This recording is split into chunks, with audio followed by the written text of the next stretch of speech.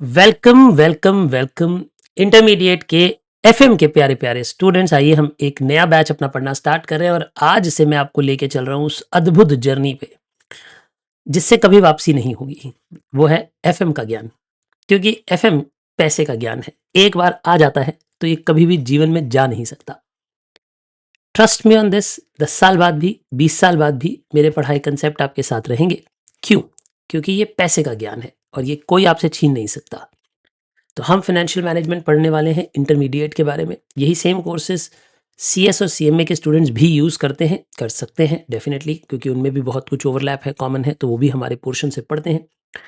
Mainly ये batch जो बनाया गया है वो सीए के स्टूडेंट्स को, इंटरमीडिएट लेवल के स्टूडेंट्स को ध्यान में रखकर बनाया गया है।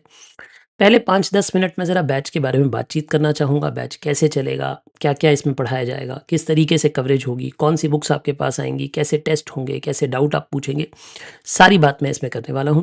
पहले 5-10 मिनट, उसके बाद हम पढ़ाना स्टार्ट करेंगे। थम्स अप करिए, बोलिए अगर आपको ये बात समझ आई है। चलिए, तो पहले ज़रा हम ये बता दें, वैसे मैं आपको बताऊँ मैं बहुत सारे सब्जेक्ट्स पढ़ाता हूँ। मैं कॉस्टिंग भी पढ़ाता हूँ, बट अगर आप मुझे एक सब्जेक्ट कहें जो कि ज़िंदगी में सबसे अच्छा है तो वो है एफएम। रीज़न उसका क्या है? मैं कॉस्टिंग के प्रति बुरा नहीं कह सकता, मैं उसे पढ़ाता हूँ और मेरा सब्जेक्ट है, मेरे को बहुत पसंद है वो। लेकिन फाइनेंस जो है वो पैसे की समझ है, और जो पैसे की समझ है वो एक अद्भुत चीज़ है।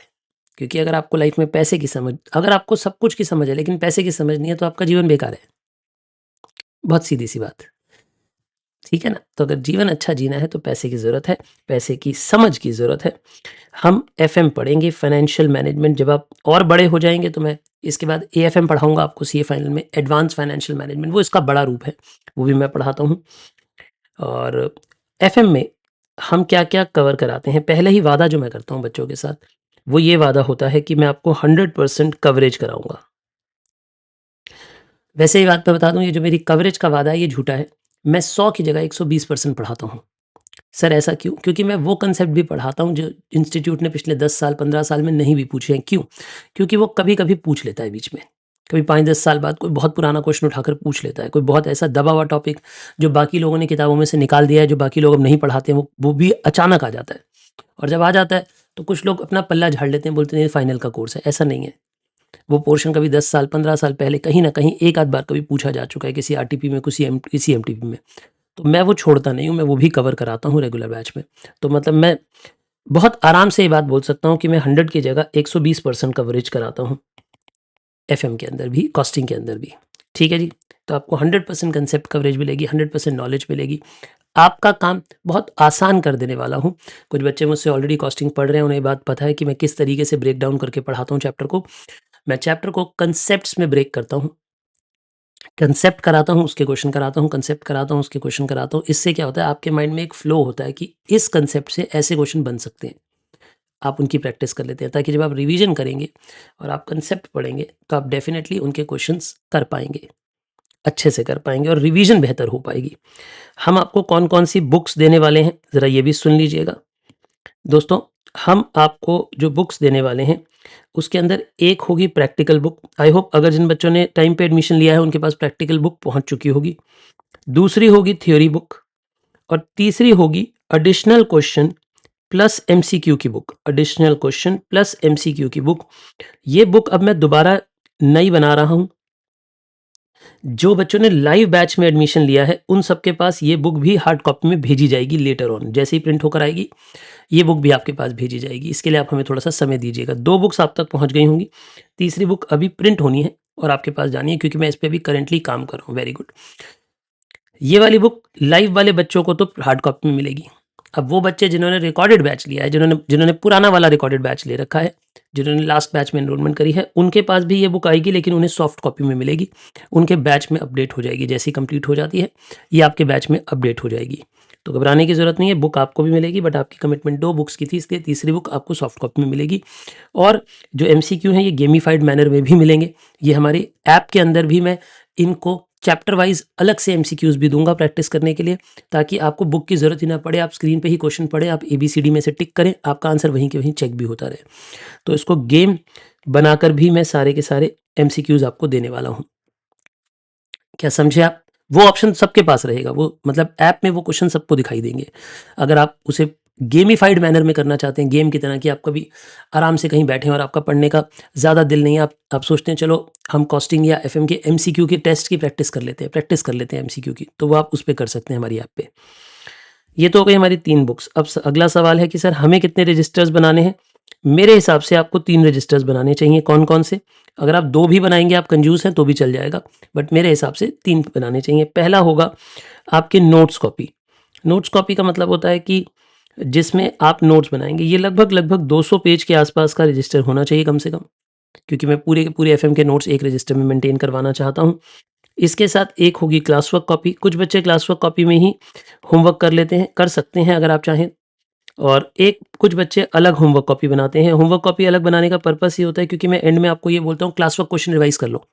जब एकदम एंड आ जाएगा ना, जब आपके एग्जाम पास होंगे, क्योंकि मैं होमवर्क में कोई भी बड़ा क्वेश्चन नहीं देता, होमवर्क में कोई भी नया क्वेश्चन नहीं देता। होमवर्क में सब कुछ रिपीटेड होता है। रिपीटेड का मतलब ये होता है कि मैंने जिस तरीके का क्वेश्चन कराया उसी तरीके के फिगर्स चेंज करके क्वेश्चन होमवर्क देता हूँ मैं आपको।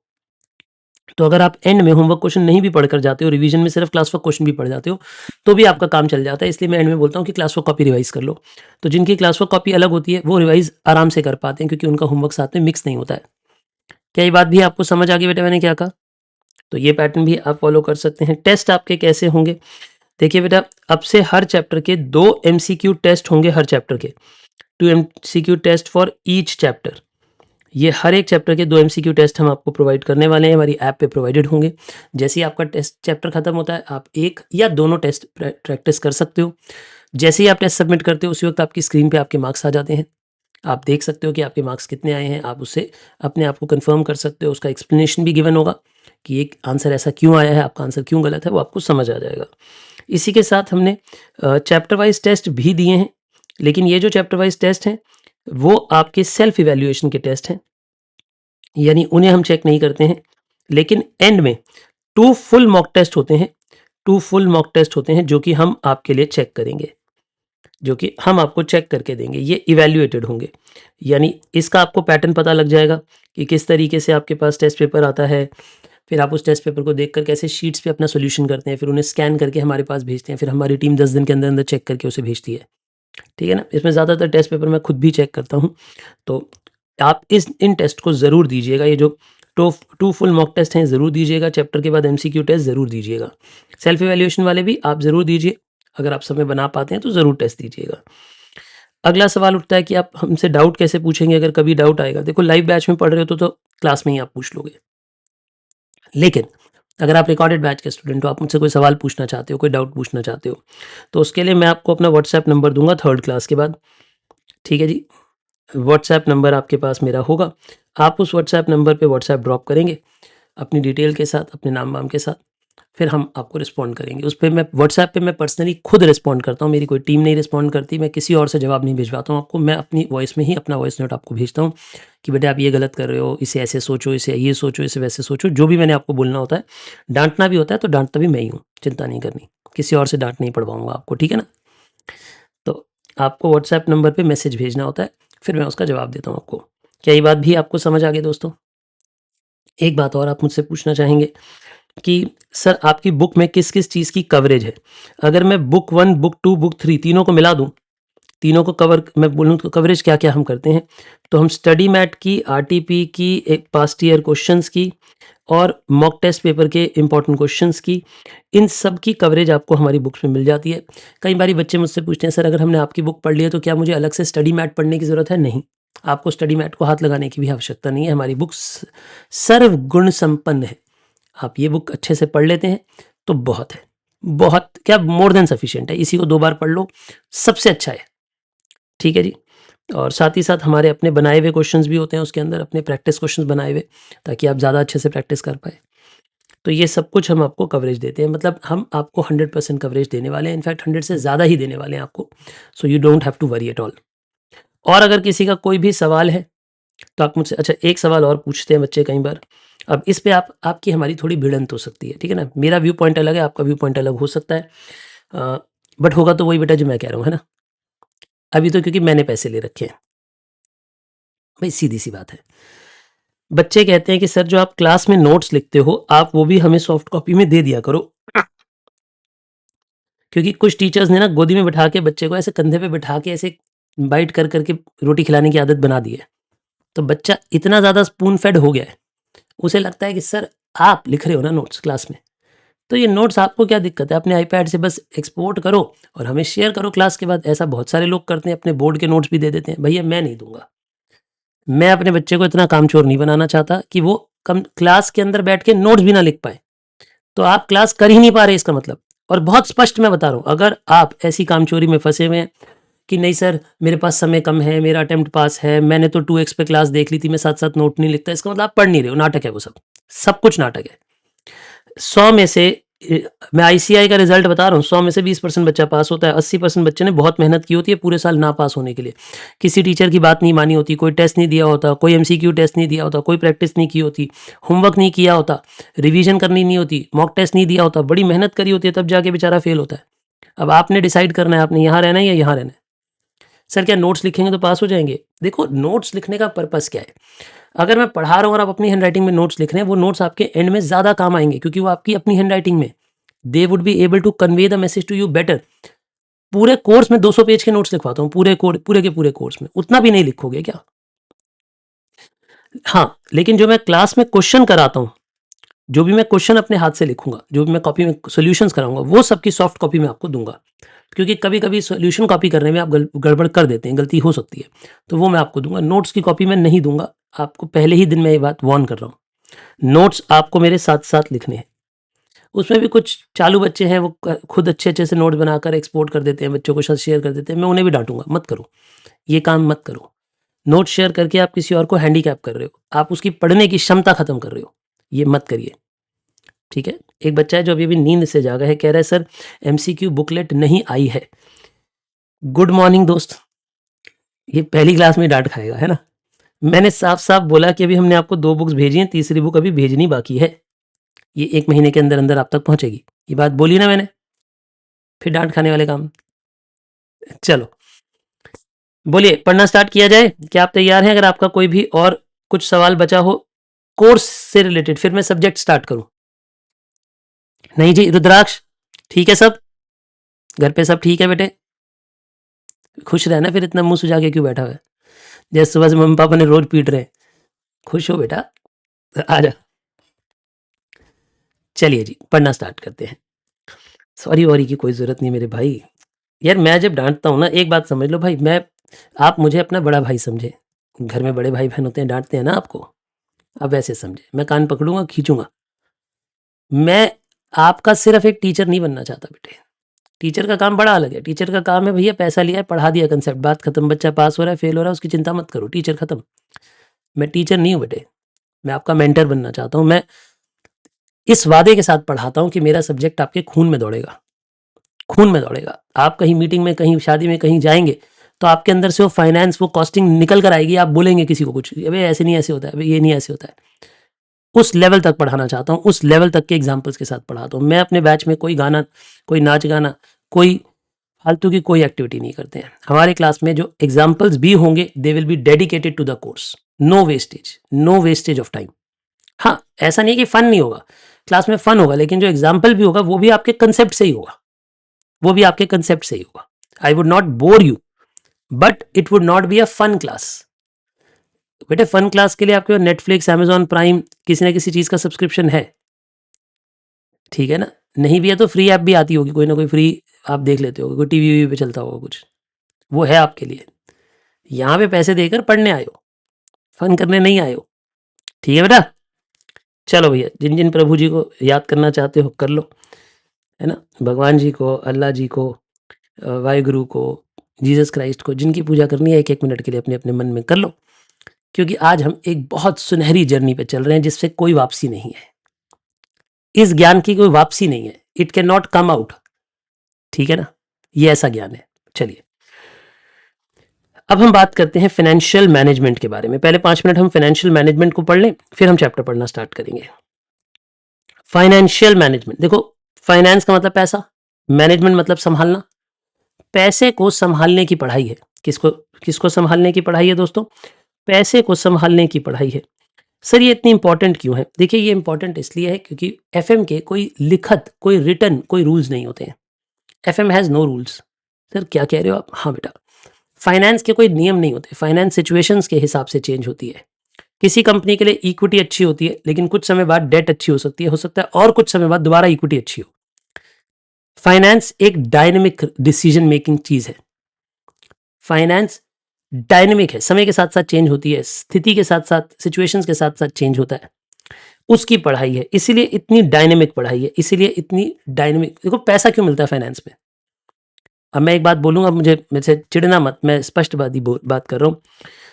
एक व्यक्ति अच्छा अकाउंटेंट है, बहुत अच्छे अकाउंट बनाता है ना, उसकी जो पे है वो लिमिटेड है। क्यों पे लिमिटेड है? क्योंकि अकाउंट्स कोई भी बना लेगा, कोई भी अकाउंटेंट उसके एक्सपीरियंस जितना सेम अकाउंट बनाएगा, क्योंकि अकाउंट्स नियम से बनाए जाते हैं। अकाउंट्स एक बहुत सुंदर सब्जेक्ट है, लेकिन अकाउंट्स नियम से चलता है। नियम से चलने का मतलब यह है कि जहां डेबिट है, जिस एंट्री को डेबिट पे आना है उसे डेबिट पे आना है, जिसे क्रेडिट पे आना है उसे क्रेडिट पे ही आना है, उनके टोटल को करना है, और फिर उसके बाद डिसीजन मेकिंग पास्ट की होनी है, जो हो चुका है उसके हिसाब से पास्ट की डिसीजन मेकिंग होनी है अकाउंट्स में। तो अकाउंट्स का मतलब है कि पछताना है, जो हो गया उसको पछतावा करना है उस चीज़ का। ईयर के बाद बनेंगे ना अकाउंट्स। लेकिन एफएम ऐसा नहीं है, एफएम एक लाइव, एक डायनेमिक चीज़ है। फिनेंस वो समय के साथ साथ डिसीजन मेकिंग है। आप फ्यूचर की डिसीजन मेकिंग कर रहे हैं, आपको किसी प्रोजेक्ट में पैसा लगाना है कि नहीं लगाना, उस प्रोजेक्ट से 5 साल में आप क्या कमा पाएंगे, इसके निर्णय करना। आप अपना बिजनेस स्टार्ट कर रहे हैं, आपको वर्किंग कैपिटल चाहिए कि नहीं चाहिए, चाहिए तो कितनी चाहिए, उसके डिसीजन लेना। मैं आपके कुछ चैप्टर्स के नाम बताता हूँ, यही आपकी पढ़ाई है इस लेवल पे। जैसे हम एक चैप्टर पढ़ेंगे जिसे बोलते हैं cost of capital. Cost of capital में क्या पढ़ाएंगे हम आपको? कॉस्ट ऑफ कैपिटल में हम पढ़ाएंगे कि अगर एक कंपनी है, लिखना नहीं है, ये सब लिखना नहीं है, सिर्फ इंट्रोडक्शन है 5 मिनट का, फिर सब्जेक्ट पे स्टार्ट कर लेंगे, ठीक है ना। तभी स्पीड भी मैंने ज्यादा रखी हुई है, क्योंकि ये पढ़ना नहीं है, ये सब तो चैप्टर ही आगे पढ़ने हमने, तो लिखने की जरूरत नहीं है। कॉस्ट ऑफ कैपिटल का मतलब क्या है? पैसे की कीमत। हम यहाँ पे ये जानेंगे इस चैप्टर में कि अगर एक कंपनी पैसा रेस करती है, पैसा चाहिए ना एक बिजनेस को चलाने के, मान लो मैं एक बिजनेस चलाता हूँ तो मुझे पैसा चाहिए। अब पैसा कहाँ से आएगा? चाहे वो पैसा इक्विटी से आएगा, चाहे वो पैसा प्रेफरेंस से आएगा, चाहे वो पैसा डेट से आएगा, चाहे वो पैसा लोन से आएगा, चाहे वो पैसा रिटेन्ड अर्निंग से आएगा, कहीं से तो आएगा पैसा बिजनेस को रन करने के लिए। तो उन पैसों की कीमत क्या है, क्या रेट पड़ रहा है कंपनी को उन्हें देने के लिए, क्या रेट फील हो रहा है कंपनी को, मतलब कंपनी के सर पे उनको पे बैक करने के लिए, उनको उनके रिवॉर्ड को देने के लिए कितना बोझ है कंपनी के ऊपर, वो कैलकुलेशन होगी कि कंपनी के लिए पैसा जो कंपनी ने अरेंज किया उसकी क्या कॉस्ट आती है कंपनी को, ठीक है। फिर इसके बाद हम पढ़ेंगे कैपिटल स्ट्रक्चर के बारे में। कैपिटल स्ट्रक्चर का मतलब अगर कंपनी पैसा रेस करना चाहती है तो किस रेशियो में रेस करे, यानी कंपनी ने डिसाइड कर लिया उसे 200 करोड़ चाहिए, पर 200 करोड़ रुपीस इक्विटी से कितना रेस करे, डेट से कितना रेस करे, ये सोचा जाता है कैपिटल स्ट्रक्चर में। यानी आप स्ट्रक्चर प्लान करते हैं कंपनी के लिए कि कंपनी को पैसा जो रेस करना है वो कहाँ कहाँ से करना है, किस किस जगह से करना है, कितना इक्विटी से, कितना डेट से, कितना प्रेफरेंस से रेस करना है, ठीक है जी। ये बात आप समझ गए मैंने क्या कहा। फिर इसी तरीके से हम और आगे बढ़ जाएंगे, हम रेशियो एनालिसिस के बारे में बात करेंगे, यानी कंपनी की जितनी भी रेशियोज निकल सकती हैं उनको जानेंगे। आपने बचपन में रेशियो कैलकुलेट करनी सीखी हुई है, लेकिन अब हम रेशियो को एनालाइज करना सीखेंगे कि वो रेशियो से क्या समझ आता है। जब मैं रेशियोज पढ़ाऊंगा तो आप जानेंगे कि आपको फॉर्मूला आता था शायद, लेकिन उसका मीनिंग क्या है वो अब पता लगेगा। उससे एनालिसिस कैसे करते हैं, कंपनी के बारे में सोचते कैसे हैं। अगर आप एक शेयर खरीदने जाते हैं तो आप डिसीजन कैसे लेते हैं रेशियोज को देखकर, वो सब समझाएंगे हम आपको, ठीक है जी। हम डिविडेंड डिसीजन के बारे में पढ़ेंगे कि जब कंपनी पैसा कमाएगी तो डिविडेंड कितना बांटना है, डिविडेंड बांटने से क्या होता है, कंपनी की वैल्यू चेंज होती है कि नहीं होती, इसके बारे में जानेंगे। हम लिवरेजेस के बारे में जानेंगे। लिवरेजेस वो चैप्टर जो हम आज पढ़ने वाले हैं। लिवरेजेस ये डिस्कशन करता है कि कंपनी का रिस्क जो है अलग अलग फैक्टर से वो कितना है। इस पे मैं ज़्यादा चर्चा नहीं कर रहा क्योंकि ये तो मैंने आज ही पढ़ाना है। फिर हम दो बड़े चैप्टर पढ़ेंगे। Investment decision. इन्वेस्टमेंट डिसीजन का मतलब होता है कि हमने लॉन्ग टर्म नेचर पे जो बिजनेस में पैसा लगाना है, कोई प्रोजेक्ट लगाना है, कहीं पे मशीनरी सेटअप करनी है, कोई नई बिल्डिंग खरीदनी है, कोई नया प्रोजेक्ट लगाना है, कोई नई आप कम समझ लो कंपनी बनानी है, तो वो बनाए या ना बनाए, इसका डिसीजन लेंगे कि फ्यूचर में हम उससे कितना पैसा कमा सकते हैं। इन्वेस्टमेंट इन्वेस्टमेंट लॉन्ग टर्म चीज़ों को बोलते हैं, जो बड़ी चीज़ होती है, कैपिटल प्रोजेक्ट्स जो होते हैं, तो हमें उनका डिसीजन लेना है कि हम कैपिटल प्रोजेक्ट पे पैसा लगाएं या ना लगाएं। हम इसके बारे में चर्चा करेंगे। समझते हैं आप मेरी बात? ये होती है हमारी इन्वेस्टमेंट डिसीजंस। फिर हमारा वर्किंग कैपिटल मैनेजमेंट आएगा। वर्किंग कैपिटल मैनेजमेंट मतलब जो बिज़नेस को चलाने के लिए आम तौर पे बिज़नेस में पैसा चाहिए, रनिंग में पैसा चाहिए। भाई आपने इन्वेस्टमेंट डिसीजन के हिसाब से दुकान तो खोल ली, लेकिन दुकान में माल भी तो भरोगे। मान लो मैंने साड़ियों की दुकान खोली है, ठीक है ना? लेकिन दुकान तो बना ली बहुत सुंदर, 10 करोड़ की दुकान का स्ट्रक्चर बना लिया, रैक बना लिए, लेकिन रैक में साड़ियाँ भी तो भरनी पड़ेंगी 5 करोड़ की, तभी तो दुकान चलेगी, तभी तो कोई दुकान पे आएगा। मैंने एक मान लो स्टेशनरी की दुकान बनाई, दुकान बना ली, लेकिन दुकान के अंदर माल भी तो भरना पड़ेगा।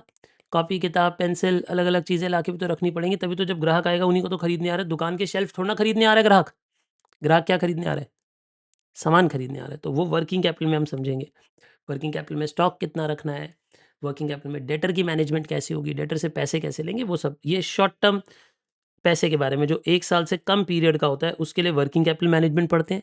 जो 1 साल से बड़े डिसीजन होते हैं, उनके लिए इन्वेस्टमेंट डिसीजंस पढ़ते हैं। ठीक है ना? तो हम लॉन्ग टर्म फाइनेंस डिसीजन और शॉर्ट टर्म फाइनेंस डिसीजन दोनों के बारे में पढ़ेंगे।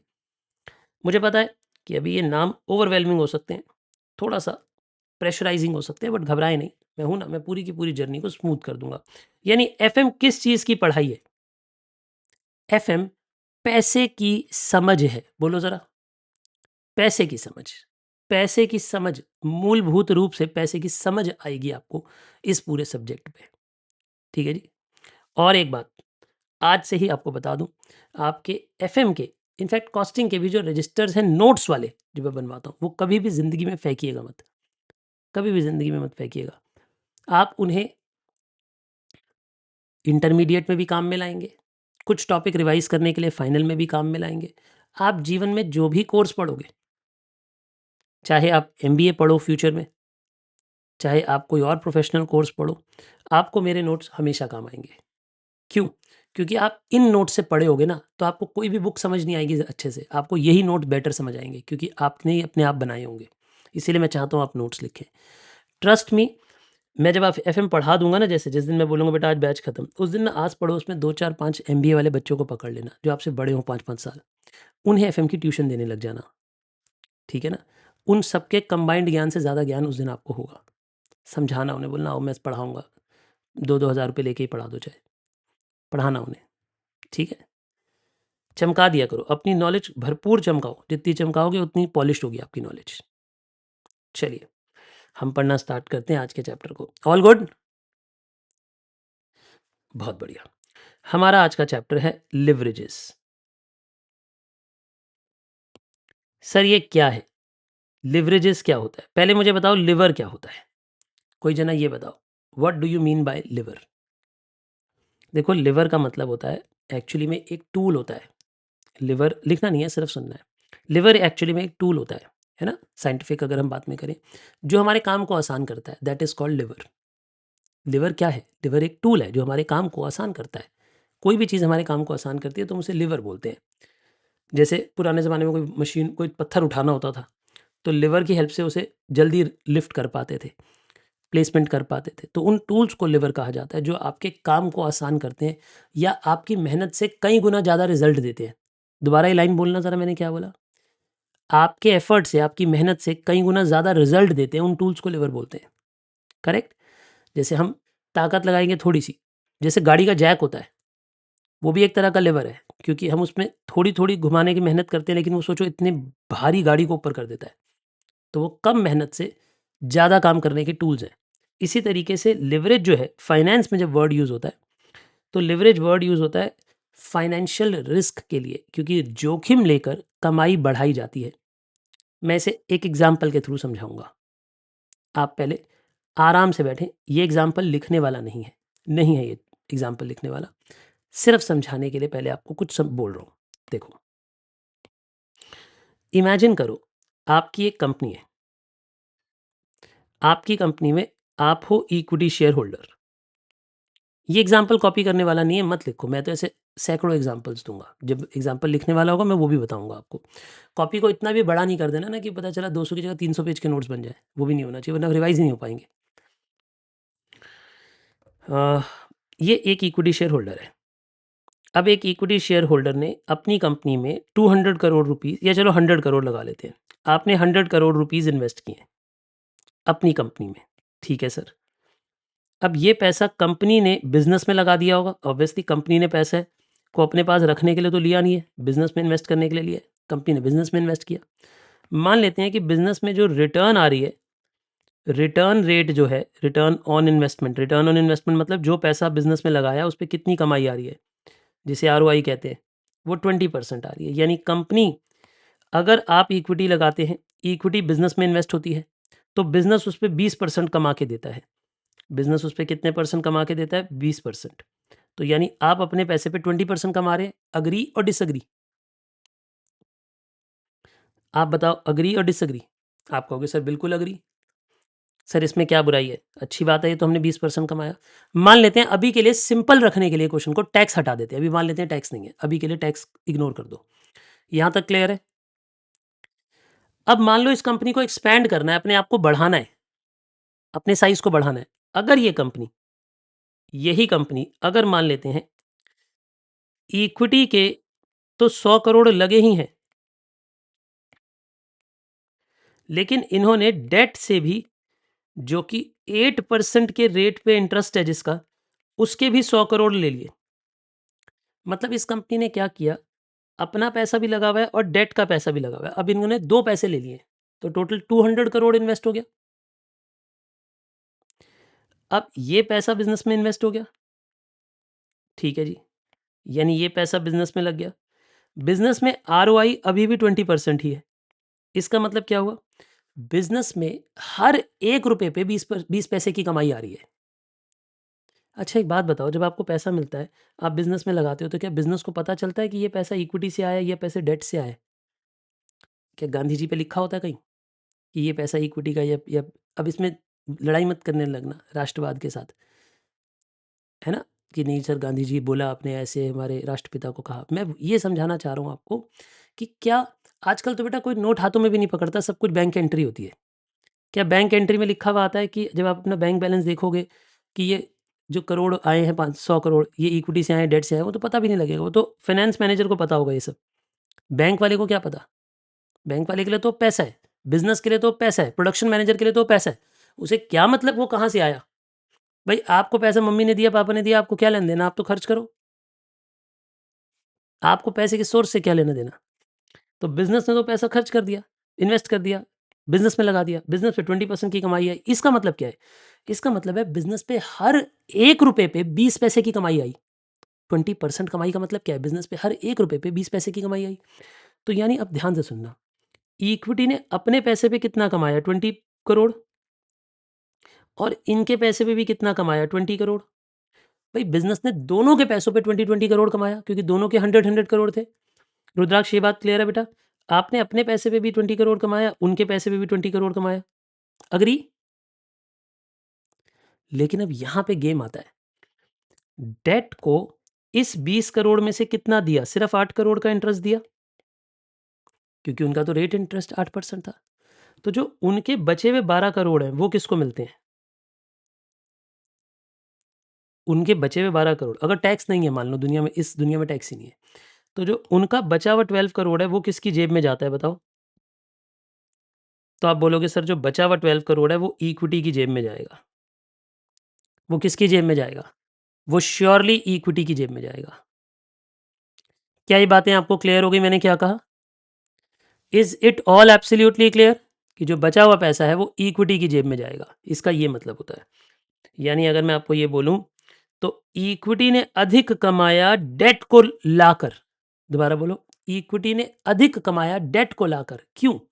क्योंकि डेट का पैसा हम लेकर आए थे 8% के रेट पे ब्याज देने के लिए, लेकिन उनके पैसे पे हमने कमाई करी 20%। यानी उनके कंधे पे रख के बंदूक चलाई, उनके पैसों से बिजनेस किया, और उस बिजनेस से हमने पैसा कमाया। क्या ये बात आपको समझ आई मैंने क्या कहा? इसे कहते हैं लिवरेज। इस बात को कहते हैं लिवरेज, जब आप रिस्क लेकर पैसा कमाने की कोशिश करते हो। लिवरेज मींस रिस्क, और वो सिर्फ एक तरह का रिस्क नहीं, मैं कई तरह के रिस्क की डिस्कशन करूंगा, ये उनमें से एक रिस्क है। बिजनेस ये है फाइनेंशियल रिस्क। आप क्या कर रहे हो? अपने ऊपर फाइनेंस का रिस्क ले रहे हो, फाइनेंस का जोखिम ले रहे हो। कैसे ले रहे हो फाइनेंस का जोखिम? आप 9 गुना, मेरी बात को समझिएगा, आप 9 गुना सॉरी मैं 9 गुना बोल रहा हूँ, आई एम सो सॉरी। आप 2 गुना पैसा यूज़, मेरे दिमाग में एक और एग्ज़ाम्पल आ गया आपसे बात करते-करते ना, वो 9 गुना वाला। अभी आप कहोगे तो वो भी दे दूँगा। अभी लाइव एक एग्ज़ाम्पल बना के दूँगा आपके लिए, ठीक है ना? इस वक़्त एट प्रेज़ेंट जो इस वक़्त एग्ज़िस्ट करता है एग्ज़ाम्पल, वो बताऊँगा अभी।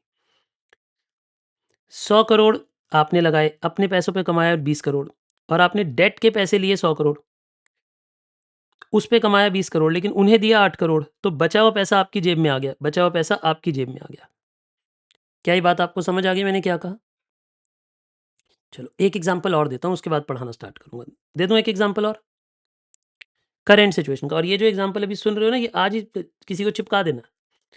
दोस्त को, बड़े भाई-बहन को, कज़िन को, किसी को बिठा के चिपका देना। अपनी नॉलेज प्रदर्शित किया करो, ठीक है ना? ज़्यादा कुछ ना हो तो कोई आपसे बात करता नहीं मान लो, आपकी कोई इज़्ज़त नहीं है, आपसे कोई बात ही नहीं कर रहा, तो लिंक्डइन पे पोस्ट लिख दो। वहाँ थोड़ी ना पता है कोई आपकी घर पे इज़्ज़त नहीं है, ठीक है ना? अपनी नॉलेज को प्रेज़ेंट करना है, दैट इज़ द पर्पज़। सुनो,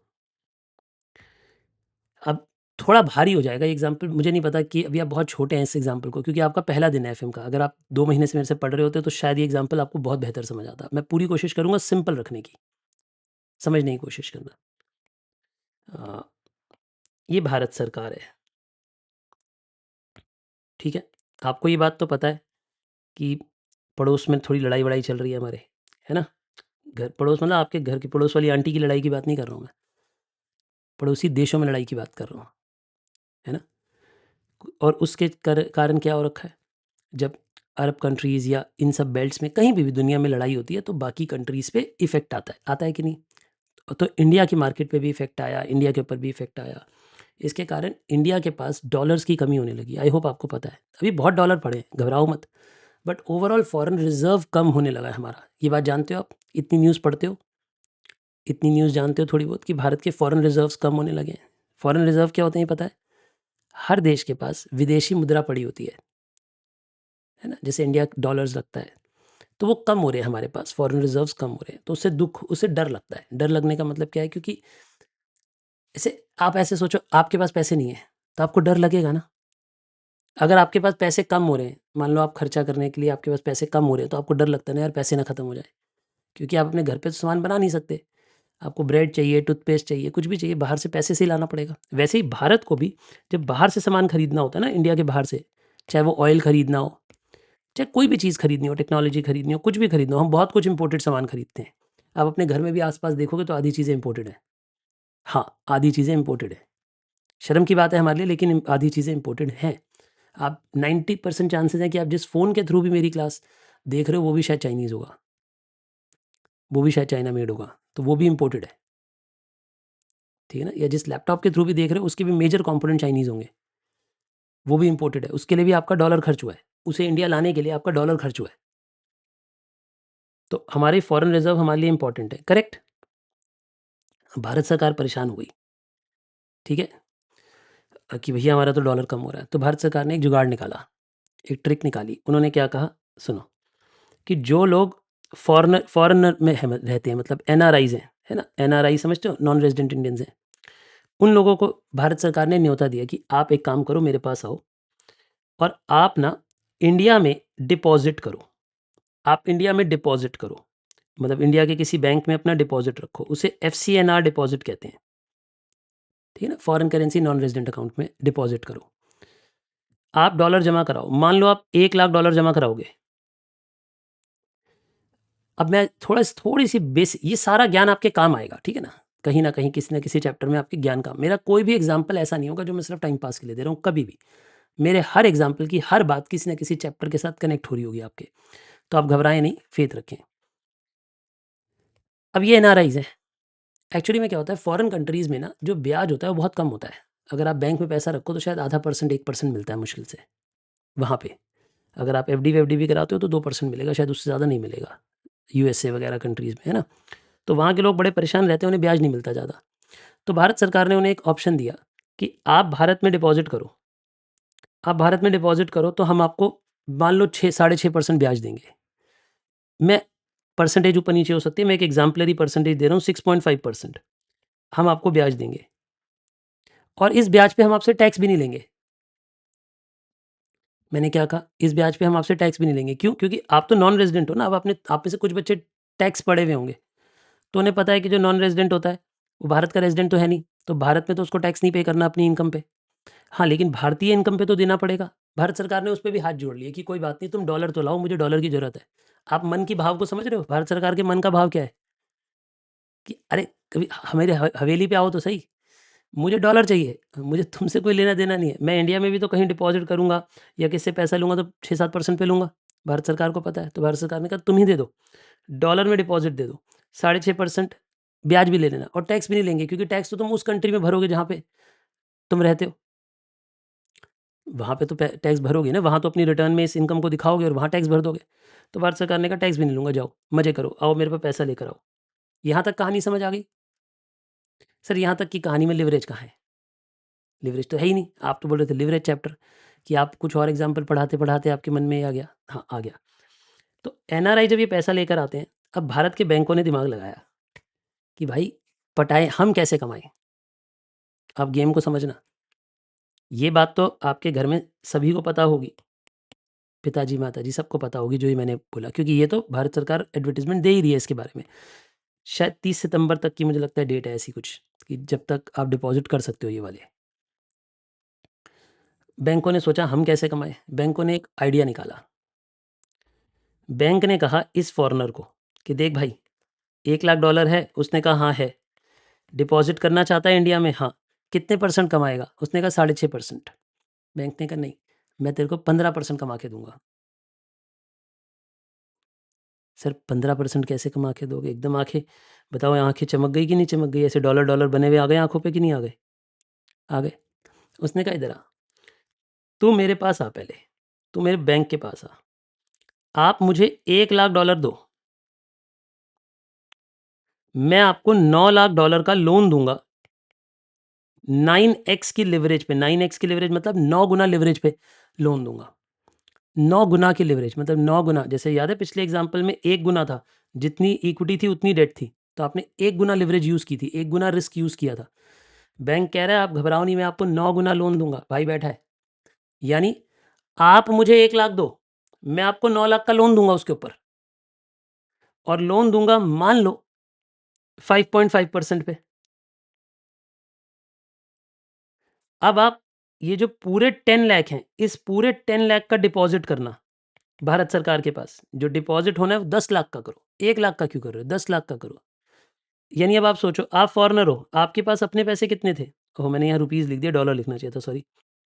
आप फॉरेनर हो, आपके पास अपना पैसा कितना है? 1 लाख। कार्तिक ध्यान दो बेटा, समझ आ रहा है कुछ? है ना? ये जो दोस्त बीच में आता है ना, इसे चाँटा मार के भगा दिया करो, ये फ़ेल करा देगा। क्लास के बीच में जो आता है, ठीक है ना? ऐसे लोगों से दूर रहो, जो आपकी पढ़ाई में बाधा बनते हैं, और ऐसी दोस्ती का कोई फ़ायदा नहीं होगा, क्योंकि वो आपका सीनियर बन जाएगा, जॉब भी नहीं लगवाएगा आपकी वहाँ, अगर ज़्यादा दोस्ती निभाई तो। ध्यान दो, फॉरेनर को कहा गया कि $1,00,000 आप लेकर आओ।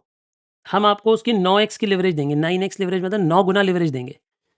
तो हम आपको 9 लाख ऊपर से लोन दे देंगे, टॉप अप कर देंगे आपका पैसा। तो अब आपके पास पैसा कितना हो गया? 10 लाख। अब आप सोचो, आप बैंक में जमा कराओ 10 लाख रुपीज़, उस पे कमाओ 6.5% और उसमें से $9,00,000 पे 5.5% आप हमें ब्याज दे दो।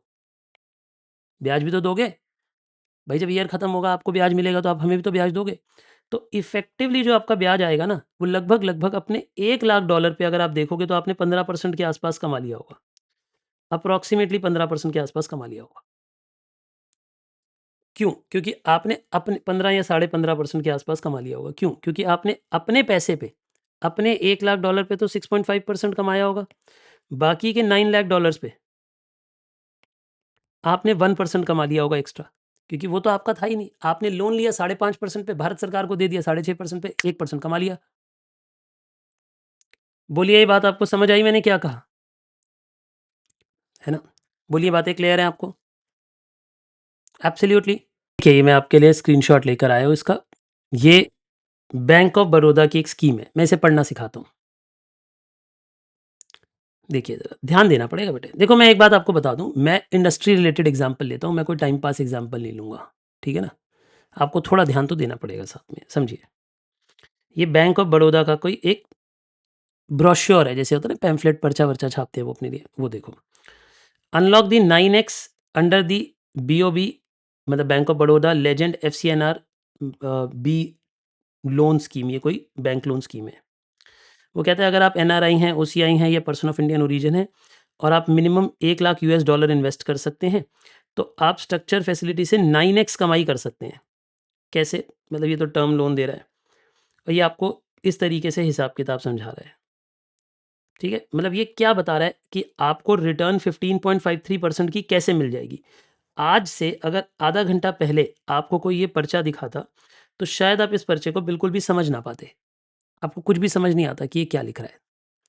मैं कोशिश कर रहा हूँ लिवरेज स्टार्ट करने से पहले एक प्रैक्टिकल एग्जाम्पल देकर कि लिवरेज कहाँ कहाँ यूज होती है, यहाँ पे लिवरेज यूज कैसे हो रही है वो समझाना चाहता हूँ। वो कह रहा है कि आप इंटरेस्ट कमा लो 15.53%। अब आप कहोगे सर 15% कैसे कमा लें, यहाँ तो जो हाईएस्ट इंटरेस्ट है सरकार द्वारा वो 5 साल के उस पे डिपॉजिट पे है ही 6.5%। 6.5% से ऊपर तो हम कमा ही नहीं सकते।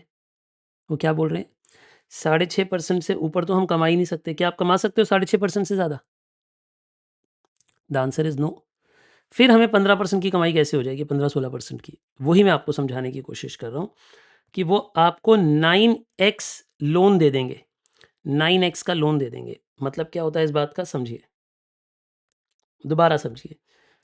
बैंक ऑफ बड़ौदा आपको ये कह रहा है, ऐसे बैंक ऑफ बड़ौदा नहीं और लोग भी कह रहे हैं कि अगर आप हमारे पास $1,00,000 लेकर आएंगे, इमेजिन करो आप $1,00,000 लेकर आए, अगर आप प्लेन डिपॉजिट करो, चलो एक एक करके एग्जांपल समझाता हूँ। अगर एक जना है ए जन सिर्फ प्लेन डिपॉजिट लेकर आता है $1,00,000 का, तो उसे कितने परसेंट का ब्याज मिलेगा? 6.5% का ब्याज मिलेगा $1,00,000 पे। अग्री? अग्री और डिसअग्री? यानी वो अपने पैसे पे 6.5% कमाएगा। पर अगर कोई और व्यक्ति लिवरेज को यूज करता है, लिवरेज का मतलब है लोन को यूज करना, यानी रिस्क को यूज करना, यानी जोखिम को यूज करना।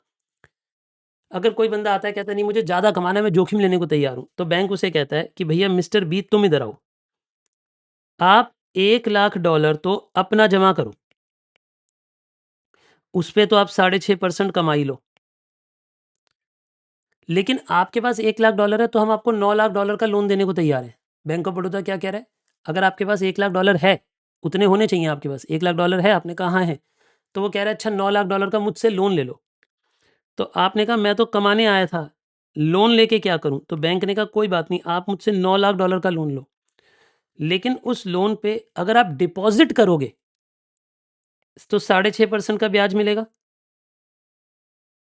लेकिन जो आपने मुझसे लोन लिया है उसकी किस्त भी तो काटूंगा मैं, उसकी किस्त है मान लो 5.5%, मान लो 5.5% है, तो यानी आपको 1% की बचत हो रही है इस 9 लाख पे, इस 9 लाख पे आप 1% एक्स्ट्रा कमा रहे हो। सर नॉर्मली तो हमने सोचा है कि सुना है कि बैंक लोन देता महंगा है और डिपॉजिट सस्ते में लेता है, लेकिन यहां उल्टा क्यों हो रहा है?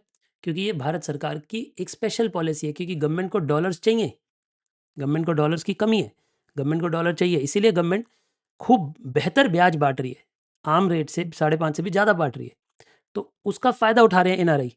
कैसे? क्योंकि वो 9 लाख रुपए पे 1% एक्स्ट्रा कमा लेंगे, यानी वो 9 लाख रुपीज़ पे 1% एक्स्ट्रा कमा लेंगे, तो सोचो उन्होंने कितना कमा लिया।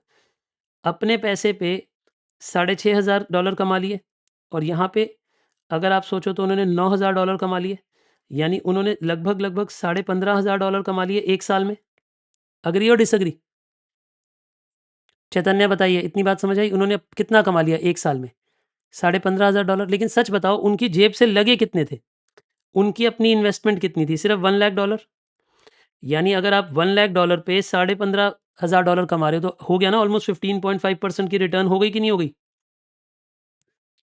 यानी बैंक आपको ये बता रहा है कि आप जोखिम लेके ज़्यादा कमा सकते हो। ये जोखिम है, लोन लेना जोखिम है, लेकिन लोन में आपकी कमाई बढ़ रही है। ऐसा ही यहाँ पे भी हो रहा था। अब समझो ये वाला एग्जाम्पल, ऐसा ही तो यहाँ पे भी हो रहा था कि हम इंटरेस्ट पे पैसा लेकर उस पे 20% कमाकर उन्हें 8% देकर बचा हुआ 12% हम कमा रहे थे। यही तो लिवरेज है। यही तो आपको बचपन में ट्रेडिंग ऑन इक्विटी के नाम से समझाया गया था, जो आपको समझ नहीं आया। यही बात समझाना चाहते थे बीएसटी के वो टीचर जो आपको ट्रेडिंग ऑन इक्विटी समझा रहे थे। यही होती है ट्रेडिंग ऑन इक्विटी, कि इक्विटी औरों के कंधे पे रख के बंदूक चलाती है, औरों के पैसे से पैसा कमाती है। क्या ये बात आपको समझ आई मैंने क्या कहा? मैं आपको लिवरेज वर्ड समझाना चाहता था। ये रियल लाइफ एग्जांपल दिया मैंने आपको लिवरेज का। ये रियल लाइफ एग्जांपल है जो आज की डेट में एग्जिस्ट कर रहा है। ऐसे कई और एग्जांपल हैं, बट ये मैंने अभी आपको सिर्फ समझा दिया। क्या ये बात समझ आई? कितने बच्चों को समझ आई?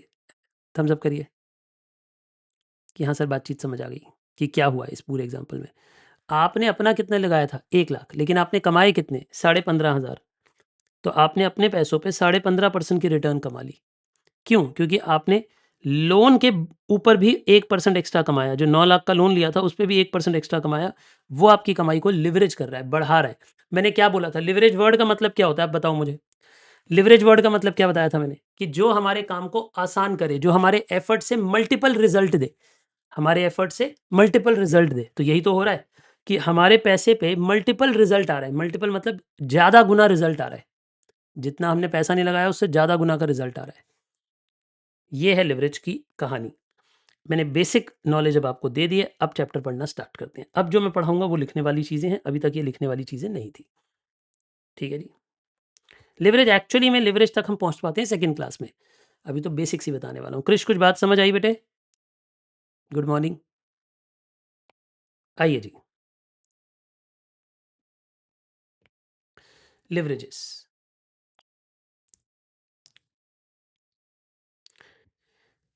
आपको पैसा पसंद होना चाहिए फाइनेंस पढ़ने के लिए। लिवरेज क्या करता है? लिखिए जरा। लिवरेज मेजर ऑफ रिस्क है। Measure of risk and return भी लिख सकता हूं मैं। रिस्क के साथ साथ रिटर्न को भी नापता है ये। हमारा पहला कंसेप्ट, बेसिक्स। अभी बेसिक्स पढ़ा रहा हूं बेटे मैं आपको। पहला बेसिक है इनकम स्टेटमेंट। इनकम स्टेटमेंट देखिए जी। इनकम स्टेटमेंट ये याद कर लेना। ये आप पूरे कोर्स में मुझे लगता है शायद 100 से भी 200 बार बनाओगे कम से कम ये स्टेटमेंट पूरे कोर्स में।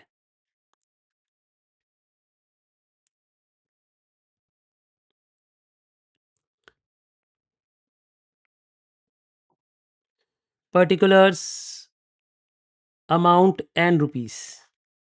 देखिए बेटे, अगर आपने कोई चीज सेल करी है, इनकम स्टेटमेंट एक तरीके से पीएनएल स्टेटमेंट की जैसी है। जो अकाउंट्स में आप पीएनएल स्टेटमेंट बनाते हैं उसी को हम एफएम में इनकम स्टेटमेंट बोल देते हैं, बट थोड़ा सा फॉर्मेट चेंज हो जाता है। सबसे पहले आप ये देखते हो आपने सामान कितने का बेचा। सबसे पहले क्या देखते हैं बेटे? हमने सामान कितने का बेचा, यानी कितने रुपए का सामान हमने सेल किया, वो देखते हैं। सेल में से माइनस की जाती है वेरिएबल कॉस्ट। वेरिएबल कॉस्ट क्या होती है? वेरिएबल कॉस्ट वो कॉस्ट होती है जो पर पीस लगती है, मतलब पर पीस चेंज हो सकती है। जैसे एग्जांपल, जितनी ज़्यादा शर्ट्स बनाऊंगा उतना ज़्यादा कपड़ा लगेगा, उतनी ज़्यादा लेबर लगेगी, उतना ज़्यादा धागा बटन लगेगा। ये वेरिएबल कॉस्ट है जो प्रोडक्शन बढ़ने के साथ साथ सेम प्रपोर्शन में बढ़ती है। दोबारा बोलो, वेरिएबल कॉस्ट की क्या पहचान है बताओ? जो प्रोडक्शन बढ़ने के साथ साथ सेम प्रपोर्शन में बढ़ती है। यानी अगर प्रोडक्शन डबल होगी तो ये खर्चे भी डबल होंगे। इसे कहते हैं वेरिएबल कॉस्ट। ठीक है। वेरिएबल कॉस्ट माइनस करने के बाद हमारे पास आती है कंट्रीब्यूशन।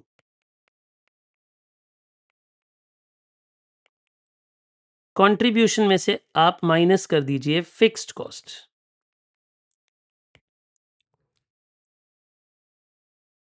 हाँ, ये लिखना है बेटा, बिल्कुल लिखना है। यानी कंट्रीब्यूशन में से आप फिक्स्ड कॉस्ट को माइनस कर दीजिए। जब भी आप इसे माइनस कर देते हैं तो आपके पास earning before interest and tax आ जाता है। Earning before interest and tax. ठीक है जी। इसी को बहुत सारे लोग ऑपरेटिंग प्रॉफिट भी बोलते हैं। बहुत सारे लोग इसे क्या बोलते हैं? Operating profit. याद रखना, ईबीआईटी बोलते हैं इसे। मैं चाहूं तो शॉर्ट में आपके लिए ईबीआईटी बोल सकता हूं। क्या बोल सकता हूं? EBIT, earning before interest and tax. इसका मतलब क्या हुआ? इसका मतलब ये हुआ कि अगर हम सेल कर रहे हैं, सेल में से वेरिएबल खर्चा हटा दो, फिक्स खर्चा हटा दो, तो जो प्रॉफिट बचता है उसे ईबीआईटी बोलते हैं। ईबीआईटी मतलब earning before interest and tax, यानी इंटरेस्ट और टैक्स देने के बाद हमारे पास क्या बच रहा है। रिपीट करो मैंने क्या कहा, इंटरेस्ट और टैक्स देने के बाद हमारे पास क्या बच रहा है, दैट बिकम्स ईबीआईटी। यानी ये वो पैसा है जो जो मैं दोबारा बोलता हूँ, मैंने शायद इंटरेस्ट और टैक्स देने के बाद बोल दिया, देने से पहले क्या बचता है हमारे पास, ये बोलना चाहिए मुझे। यानी हमने वेरिएबल कॉस्ट माइनस करी है, फिक्स कॉस्ट माइनस करी है सिर्फ, अभी इंटरेस्ट और टैक्स देने से पहले हमारे पास क्या बच रहा है, वो ईबीआईटी है। अब इसमें से इंटरेस्ट माइनस कीजिए। इंटरेस्ट किस पे होता है, लोन पे, डेट पे, है ना, ब्याज वाली चीजों पे ब्याज जाएगा। इंटरेस्ट भी माइनस कर दीजिए। अब जो हमारे पास बचेगा वो बचेगा अर्निंग बिफोर टैक्स। कौन बचेगा, अर्निंग बिफोर टैक्स, यानी अब टैक्स जाना बाकी है।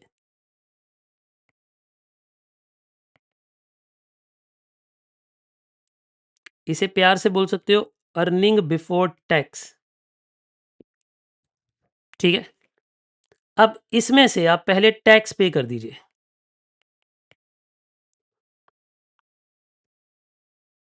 ठीक है सर, टैक्स पे कर देंगे, जब टैक्स पे कर देंगे तो अर्निंग आफ्टर टैक्स आ जाएगा।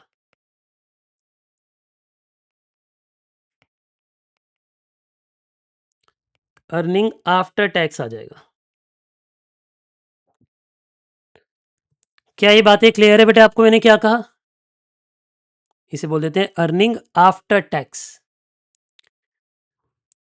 कोई दिक्कत तो नहीं है जी, नो। मैं दोबारा दोहराता हूं, हमने सबसे पहले सेल्स दिखाई, सेल्स में से वेरिएबल खर्चे हटे, जो सामान बनाने का खर्चा है, मान लो हम शर्ट्स बनाते हैं तो शर्ट में कपड़ा, धागा, बटन जो लगा वो माइनस किया। फिर फिक्स खर्चे पे किए, फिक्स खर्चे जैसे रेंट जाता होगा, मैनेजर की सैलरी जाती होगी, वो खर्चा दिया।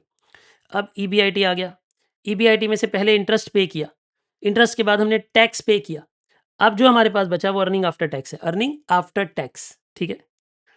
अर्निंग आफ्टर टैक्स को ही प्रॉफिट कहा जाता है। अगर आम भाषा में मैं आपको प्रॉफिट बोलूंगा तो अर्निंग आफ्टर टैक्स होगा। दोबारा बोलो मैंने क्या कहा, अगर किसी क्वेश्चन में लिखा है कि प्रॉफिट 5 लाख है तो उसका मतलब वो अर्निंग आफ्टर टैक्स होगा। प्रॉफिट हमेशा आफ्टर टैक्स देखा जाता है। प्रॉफिट हमेशा कहां देखा जाता है बेटे, आफ्टर टैक्स देखा जाता है। समझ गए आप ये बात, कूल। अब इसमें से हम पहले देते हैं प्रेफरेंस डिविडेंड को। पहले पैसा किसे पे करते हैं, प्रेफरेंस डिविडेंड को पे करते हैं। अब प्रेफरेंस डिविडेंड को पेमेंट करने के बाद जो बचता है वो इक्विटी के लिए बचता है। वो पैसा किसके लिए बचता है बेटे, इक्विटी के लिए बचता है। यानी अंत में जो पैसा अब हमारे पास बचेगा वो इक्विटी की जेब में जाएगा। वो किसकी जेब में जाएगा, इक्विटी की जेब में जाएगा। तो उसे बोलते हैं, देखिए, earning available to equity shares, earning available to equity shares, इसे प्यार से बोलते हैं EAES, earning available to equity shares. क्या नाम है इसका, earning available to equity shares. मतलब इक्विटी शेयर होल्डर्स के लिए क्या बचा है। आपको ये समझ आ रहा है कि लाइन में वो सबसे आखिर में लगे हुए हैं।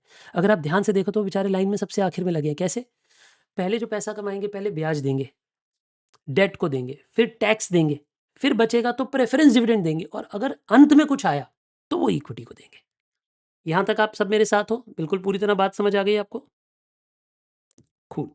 अब इसे अगर हम divided by number of equity shares कर दें, अगर हम इसे divide by number of equity shares कर दें, यानी अगर हम डिवाइड बाय n कर दें, तो हमारे पास ईपीएस आ जाएगा। ईपीएस मतलब हर इक्विटी शेयर पे कितनी कमाई हुई है। इसे हम बोलेंगे अर्निंग पर शेयर।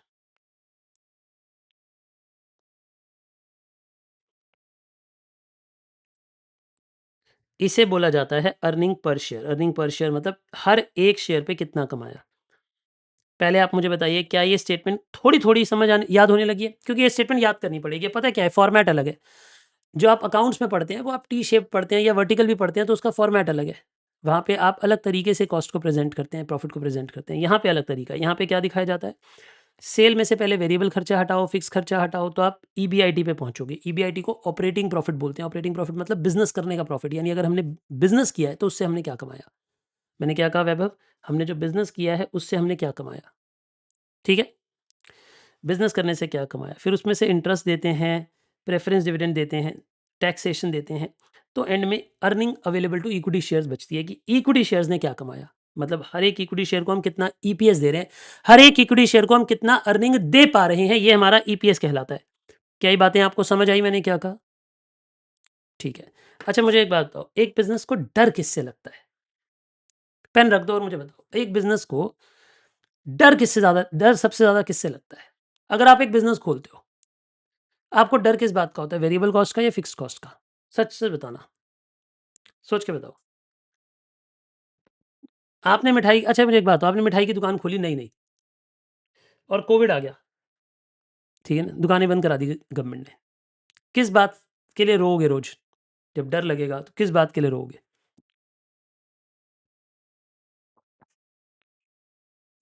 वेरिएबल खर्चों के लिए कि फिक्स खर्चों के लिए? फिक्स खर्चों के लिए। क्यों?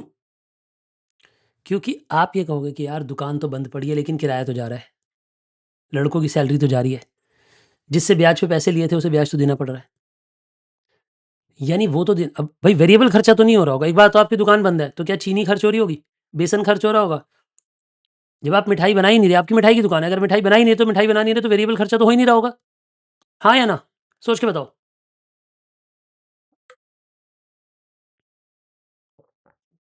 बेटा जी वेरिएबल खर्चा तो हो ही नहीं रहा होगा। क्यों नहीं हो रहा होगा वेरिएबल खर्चा? सर वेरिएबल खर्चा इसलिए नहीं हो रहा होगा क्योंकि अगर मान लो मेरी दुकान ही बंद पड़ी है तो कोई माल तो खर्च ही नहीं हो रहा ना, कोई आलू नहीं लग रहे होंगे जब समोसे नहीं बन रहे, तो वेरिएबल खर्चा तो हो ही नहीं रहा होगा, लेकिन फिक्स खर्चा फिर भी जा रहा होगा। रेंट तो जा रहा होगा, ब्याज तो जिसके पैसे पे लिया हुआ, जिससे आपने ब्याज पे पैसा लिया हुआ उसको ब्याज तो देना ही पड़ेगा, इंटरेस्ट तो देना ही पड़ेगा। अगर प्रेफरेंस शेयर इशू कर रखे हैं तो प्रेफरेंस डिविडेंड भी देना ही पड़ेगा। तो ये फिक्स्ड खर्चे हैं जिनसे हमें डर लगता है, हमेशा ध्यान रखना है ना। एक मूवी होती है ना, उसमें बोलता है कि थप्पड़ से डर नहीं लगता, प्यार से डर लगता है, बोलते हैं। ऐसी एक मूवी देखी आपने मूवी? तो हमारी भाषा में, फाइनेंस की भाषा में, ना थप्पड़ से डर लगता है ना प्यार से डर लगता है, फिक्स कॉस्ट से डर लगता है। किससे डर लगता है हमें? फिक्स कॉस्ट से, हमेशा सिर्फ फिक्स कॉस्ट से डर लगता है, क्योंकि फिक्स कॉस्ट जोखिम है। एक बच्चा बोल रहा है दबंग मूवी है, तो चलो दबंग मूवी होगी। आप उस बात को समझो कि इस कहानी को समझो कि आप ये समझो हमें फिक्स्ड कॉस्ट से डर क्यों लगता है, क्योंकि फिक्स्ड कॉस्ट देनी ही पड़ेगी। अगर बिजनेस नहीं भी चल रहा, बिजनेस बंद है, दुकान नहीं भी खोली, तो भी किराया देना पड़ेगा, तो भी मैनेजर को सैलरी देनी पड़ेगी, तो भी दुकान का किराया देना पड़ेगा। ये फिक्स्ड खर्चा है। ये कौन सा खर्चा है? फिक्स। तो यानी जो रिस्क है वो फिक्स्ड चीजों का होता है। हम पढ़ क्या रहे हैं? लिवरेज। लिवरेज में हमने क्या जानना है? रिस्क। और मैं आपको क्या पढ़ा रहा हूं? रिस्क किस बात का होता है? रिस्क हमेशा फिक्स्ड खर्चों का होता है। अब इस क्वेश्चन में, इस फॉर्मेट में फिक्स्ड खर्चे कौन से हैं वो बताओ। फिक्स्ड खर्चे कौन कौन से हैं? तो आप कहोगे सर एक है जो फिक्स्ड कॉस्ट है, वो तो फिक्स्ड है ही, और ये जो इंटरेस्ट है और ये जो प्रेफरेंस डिविडेंड है ये भी फिक्स्ड होते हैं। क्यों? क्योंकि इनका भी फिक्स्ड रेट होता है। सोच के बताओ। डेट का इंटरेस्ट रेट फिक्स्ड होता है कि नहीं होता? 12%, 8% फिक्स्ड होता है। प्रेफरेंस डिविडेंड भी फिक्स्ड होता है, उसका रेट पहले से ही फिक्स्ड होता है कि नहीं होता? फिक्स्ड होता है। इसीलिए इसे कहते हैं ऑपरेटिंग फिक्स्ड कॉस्ट। अभी लिखना नहीं, पहले सुनना जरा। इसे बोलते हैं operating fixed cost. Operating fixed cost मतलब बिजनेस को करने की फिक्स्ड कॉस्ट। ये जैसे रेंट दे रहे हो आप, जैसे आप रेंट दे रहे हो, जैसे मैनेजर की सैलरी दे रहे हो, अब ये तो बिजनेस करने के खर्चे हैं ना भाई। अगर बिजनेस करना है तो ये खर्चे तो देने ही पड़ेंगे भाई, ये खर्चे तो देने ही पड़ेंगे अगर बिजनेस कर रहे हो। लेकिन ये जो दोनों हैं ये कहलाते हैं फाइनेंशियल फिक्स्ड खर्चे। फाइनेंशियल फिक्स्ड खर्चे ये बिजनेस के फिक्स्ड खर्चे नहीं है, ये ऑपरेटिंग के फिक्स्ड खर्चे नहीं है। ऑपरेशन मतलब बिजनेस करना, बिजनेस ऑपरेट करना। तो ये ऑपरेट करने के फिक्स खर्चे नहीं है, ये पैसे से रिलेटेड फिक्स खर्चे हैं। क्यों? क्योंकि हम गरीब हैं, हमारे पास पैसा नहीं है, हम अपनी जेब से पैसा नहीं लगा पा रहे, हमारी इक्विटी सफिशिएंट नहीं है, हमने किसी से लोन लिया है, इसीलिए हमें ब्याज देना पड़ रहा है। एक बात बताओ, ब्याज कौन देता है? सच बताना, ब्याज कौन देता है? ब्याज वो इंसान देता है जिसके पास अपनी कैपिटल नहीं होती है। अग्री और डिसअग्री? ब्याज कौन देता है? वो इंसान देता है जिसके पास अपनी कैपिटल नहीं होती, उसने किसी और से पैसा लिया होता है, तभी तो इसी बात का तो ब्याज है। इंटरेस्ट किस बात का है? जिसके पास अपनी कैपिटल नहीं है, वो किसी और की कैपिटल यूज कर रहा है, तभी तो इसी बात का तो ब्याज दे रहा है। तो इंटरेस्ट और प्रेफरेंस डिविडेंड जो है वो औरों का पैसा है, औरों के पैसे पे कमाई देनी है हमें, औरों को कमाई देनी है, इसीलिए ये दोनों फाइनेंशियल फिक्स्ड कॉस्ट कहलाते हैं, जबकि ये ऑपरेटिंग फिक्स्ड कॉस्ट कहलाता है। अच्छा, मुझे एक बात बताना, क्या ऑपरेटिंग फिक्स्ड कॉस्ट और फाइनेंशियल फिक्स्ड कॉस्ट हर बिजनेस में होती है? 2 मिनट सोचो, कोई जल्दी नहीं है, आराम से सोच कर जवाब दो। क्या ऑपरेटिंग फिक्स्ड कॉस्ट और फाइनेंशियल फिक्स्ड कॉस्ट हर बिजनेस में होती है? द आंसर इज कि सर, ऑपरेटिंग फिक्स्ड कॉस्ट तो ऑलमोस्ट हर बिजनेस में होती है, लेकिन फाइनेंशियल फिक्स्ड कॉस्ट हर बिजनेस में हो ये जरूरी नहीं है। क्यों? ऑपरेटिंग तो होती है लेकिन फाइनेंशियल फिक्स नहीं होती, क्योंकि मान लो आप ये मिठाई की दुकान चला रहे हो, लेकिन आपने सारा कैपिटल अपने आप लगाया है, आपने अपनी इक्विटी लगाई है, सारे पैसे की इक्विटी लगाई है, तो आपको ब्याज नहीं देना पड़ेगा, आपको प्रेफरेंस डिविडेंड नहीं देना पड़ेगा, आपकी लाइफ में प्रेफरेंस डिविडेंड और इंटरेस्ट होगा ही नहीं। अग्री? लेकिन हाँ, फिर भी रेंट या मैनेजर की अब आप बोलो सर बिल्डिंग भी मेरी अपनी, तो चलो रेंट नहीं होगा, लेकिन मैनेजर की सैलरी तो होगी, कुछ फिक्स्ड कॉस्ट तो होगी। यानी फिक्स्ड कॉस्ट तो बिजनेस में रहेगी ऑपरेटिंग वाली, लेकिन फाइनेंशियल वाली कुछ बिजनेसेस में नहीं भी होगी। ठीक है जी? और यही रिस्क का कारण है, यही रिस्क का कारण है। मैं दोबारा पूछता हूं, बताओ रिस्क का कारण कौन है? रिस्क का कारण है फिक्स्ड कॉस्ट। रिस्क का कारण कौन है? तो आप बोलोगे रिस्क का कारण है फिक्स्ड कॉस्ट।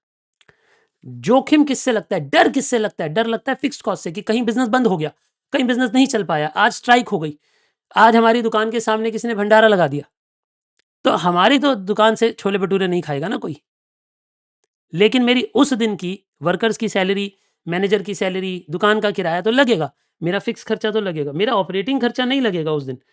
उस दिन छोले भटूरे बनाने का खर्चा नहीं होगा, लेकिन फिक्स खर्चा तो होगा। अग्री और डिसअग्री? अग्री? गुड। तो आपको फिक्स खर्चे समझ आ गए। मैं एक बात समझाना चाहता हूँ, लिखना जरा साथ साथ ही, कि अगर एक कंपनी बिजनेस में पैसा कमाती है, ईबीआईटी कमाती है, पता है उसके आगे लाइन किस ऑर्डर में लगी होती है? देखो, सबसे पहले डिवेंचर होल्डर खड़े होते हैं, कहते हैं अरे मेरे पैसे दे दो, अरे मेरा पैसे दे दो, रो रहे होते हैं, एकदम एकदम ऐसे रो रहे होते हैं बच्चों की तरह, मेरा पैसे दे दो। उसके बाद आ जाती है भारत सरकार, इन्हें शर्म नहीं आती, मतलब किसी भी सरकार को नहीं आती, कि टैक्स मांगने आते हैं, है ना? गवर्नमेंट आ जाती है, फिर आ जाते हैं, उसके बाद आ जाते हैं प्रेफरेंस शेयर्स। प्रेफरेंस शेयर कहते हैं भाई मेरी भी कमाई दे दो। फिर बेचारा एंड में आता है इक्विटी, वो कहता है भाई कुछ बचा है तो हमें भी खिला दो। यानी किस ऑर्डर में पैसा बटता है? देखो बेटा, जब कंपनी ईबीआईटी कमाती है, जब कंपनी ईबीआईटी कमाती है, सबसे पहले पेट किसका भरती है बताओ? सबसे पहले पैसा किसे देती है? इन्हें देती है, इसे बोलते हैं इंटरेस्ट। सबसे पहले इंटरेस्ट पे होता है, इंटरेस्ट के बाद अगर कुछ बच रहा होता है तो वो टैक्स में जाता है, फिर टैक्स के बाद अगर कुछ बचता है तो वो प्रेफरेंस डिविडेंड में जाता है, प्रेफरेंस डिविडेंड के बाद भी कुछ बच जाता है तो वो इक्विटी को मिलता है, फिर वो ईएईएस कहलाता है, earning available to equity shares. क्या ये सारी बातें क्लियर हो रही हैं? ये चित्र समझ आ रहा है आपको बेटे? सच सच बताइए, क्या ये डायग्राम समझ आ रहा है? मैंने क्या कहा? यानी ये डायग्राम आपको बेसिकली ये बता रहा है कि हम जब भी पैसा कमाते हैं तो उस पैसे को हम किस किस को बांटते हैं। हम डिवेंचर होल्डर्स को इंटरेस्ट देते हैं, गवर्नमेंट को टैक्स देते हैं, प्रेफरेंस शेयर्स को प्रेफरेंस शेयर डिविडेंड देते हैं, और इक्विटी को ईएईएस मिलता है एंड में। ये ऑर्डर है, ये ऑर्डर ऑफ डिस्ट्रीब्यूशन है। बोलिए, क्लियर हो गई ये बात आपको? और मैंने क्या कहा? मैंने आपको ये बात समझाई कि फाइनेंशियल खर्चा जरूरी नहीं है हर बिजनेस में हो, जरूरी नहीं है कि फाइनेंशियल खर्चा हर बिजनेस में हो, यानी जरूरी नहीं है कि हर बिजनेस ने लोन ले रखा हो, हर बिजनेस ने डेट उठा रखी हो। कोई कोई बिजनेस डेट नहीं भी उठाता, कोई कोई बिजनेस डेट नहीं भी उठाता, उनकी मर्जी है। अग्री? ठीक है, मैं वैसे एक एग्जांपल देता हूँ, रियल लाइफ एग्जांपल देता हूँ आपको समझाने के लिए। अब ये थोड़ा पुराना है, आप तब बहुत छोटे रहे होंगे, आपको कोविड के बारे में थोड़ी-थोड़ी जानकारी है? हो गई बात पुरानी, अब 6-7 साल पुरानी हो गई, बट कितनी उम्र होगी तब आपकी? 10-12 साल के होंगे शायद आप, है ना? छोटे ही रहे होंगे आप तब, कोई बात नहीं। मैं एक एक कहानी सुनाता हूँ उसके बारे में, ठीक है ना? जब कोविड आया ना, तो दुनिया ने 100 साल बाद ऐसा कुछ देखा, अब लिखना मत, सिर्फ सुनना। जब कोविड आया ना, तो 100 साल बाद दुनिया ने देखा कि लॉकडाउन नाम की भी कोई ऐसी चीज़ होती है। पहले लॉकडाउन का मतलब होता था 2-4 घंटे का, 2-4 दिन का किसी एक छोटे से एरिया में, बाकी पूरी दुनिया आम काम करती रहती थी। लेकिन ऐसा लॉकडाउन कि पूरा भारत ही घर पे बैठ गया या पूरी दुनिया ही घर पे बैठ गई, ऐसा पहली बार ही देख रहे थे दुनिया, है ना? उससे कहते हैं कि ऐसा 100 साल पहले कभी हुआ था, अब वो हमें याद नहीं है, हम तो तब थे ही नहीं, है ना? पूर्व जन्मों का मुझे ज्ञान नहीं है बेटा अभी, ठीक है ना? तो लॉकडाउन हो गया। अब आप इसको ना रिस्क के पॉइंट ऑफ व्यू से समझो, बिज़नेस के रिस्क के पॉइंट ऑफ व्यू से समझो। जब कोविड के समय पे लॉकडाउन हुआ, तो बिज़नेसेस ने ये बात रियलाइज़ करी कि हमें बिज़नेस अगर नहीं भी चल रहा होगा, अगर सेल नहीं भी हो रही होगी, तो भी ऑपरेटिंग फिक्स्ड कॉस्ट करनी ही पड़ेगी, फाइनेंशियल फिक्स्ड कॉस्ट करनी ही पड़ेगी। तब भी इंटरेस्ट देना पड़ा, तब भी प्रेफ़रेंस डिविडेंड देना पड़ा, तब भी दुकान का किराया, बिज़नेस के रेंट, मैनेजर की सैलरी, ये सब देनी ही पड़ी। इससे ना बिज़नेसेस को बहुत बड़ी सीख मिली कि भाई आज एक बार हुआ है, कभी भी दोबारा हो सकता है। हो सकता है कि नहीं हो सकता बताओ? आप मुझे बताओ, कभी भी हो सकता है दोबारा? भई बंद बिज़नेस में भी पैसा देना पड़ता है। भारत सरकार के तो कान खड़े हो गए। भारत सरकार को पता लग गया भाई, अब जैसे मैं एक एग्ज़ाम्पल लेता हूँ एयर इंडिया का, ठीक है ना? अब एयर इंडिया पहले टाटा की कंपनी थी, टाटा ने स्टार्ट करी 1930s में कभी, है ना? जेआरडी टाटा ने स्टार्ट करी, विज़नरी इंसान थे, सोचा कि चलो भारत को भी एयरलाइन्स मिलनी चाहिए, हमारी अपनी फ़ॉरेन जाते थे एयरप्लेन्स में उड़ते थे तो उन्हें समझ आया भारत की भी अपनी एयरलाइन होनी चाहिए, उन्होंने अपनी एयरलाइन बनाई।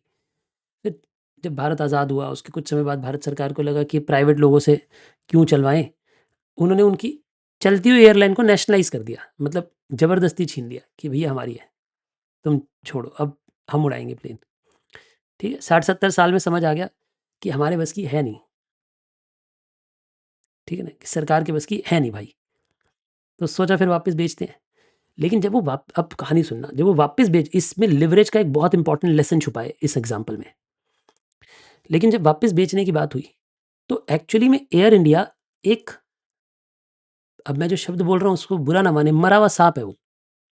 जिसने भी गले में लपेट लिया, वो बर्बाद हो जाएगा। क्योंकि इतना भयंकर कॉस्ट है उसके अंदर, बहुत बड़ा स्टाफ, बहुत ज़्यादा प्लेन्स, उन प्लेन्स की मेंटेनेंस, उन प्लेस जहाँ पे वो पार्क होते हैं, उन पार्किंग स्पॉट्स, बेटा प्लेन की पार्किंग स्पॉट ही बहुत महँगी होती है। उनके किराए, इतना बड़ा स्टाफ, हज़ारों लोग काम करते हैं, उनकी सैलरियाँ।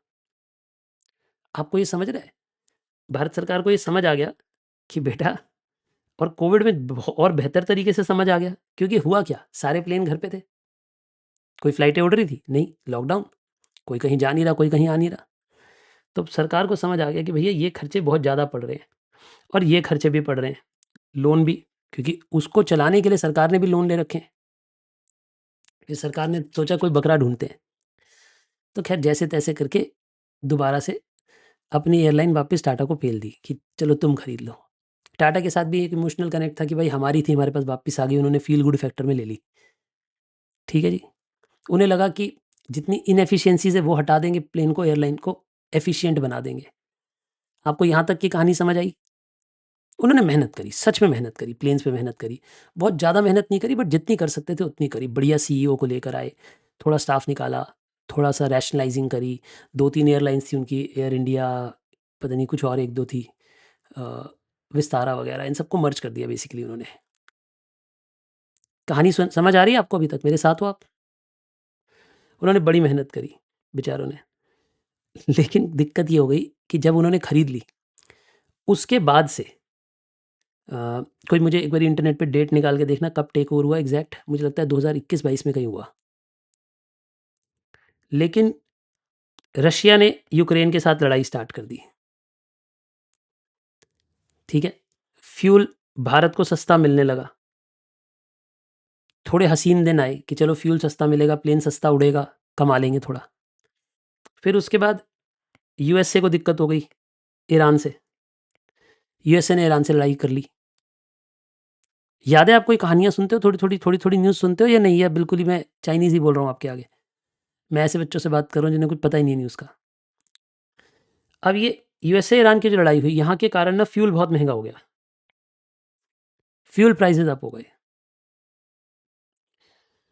तो अब हुआ क्या कि जब फ्यूल प्राइसेस अप हो गए तो एयर बिजनेस जो है वो फिर से महंगा हो गया, एयरलाइन फिर महंगी हो गई। क्यों?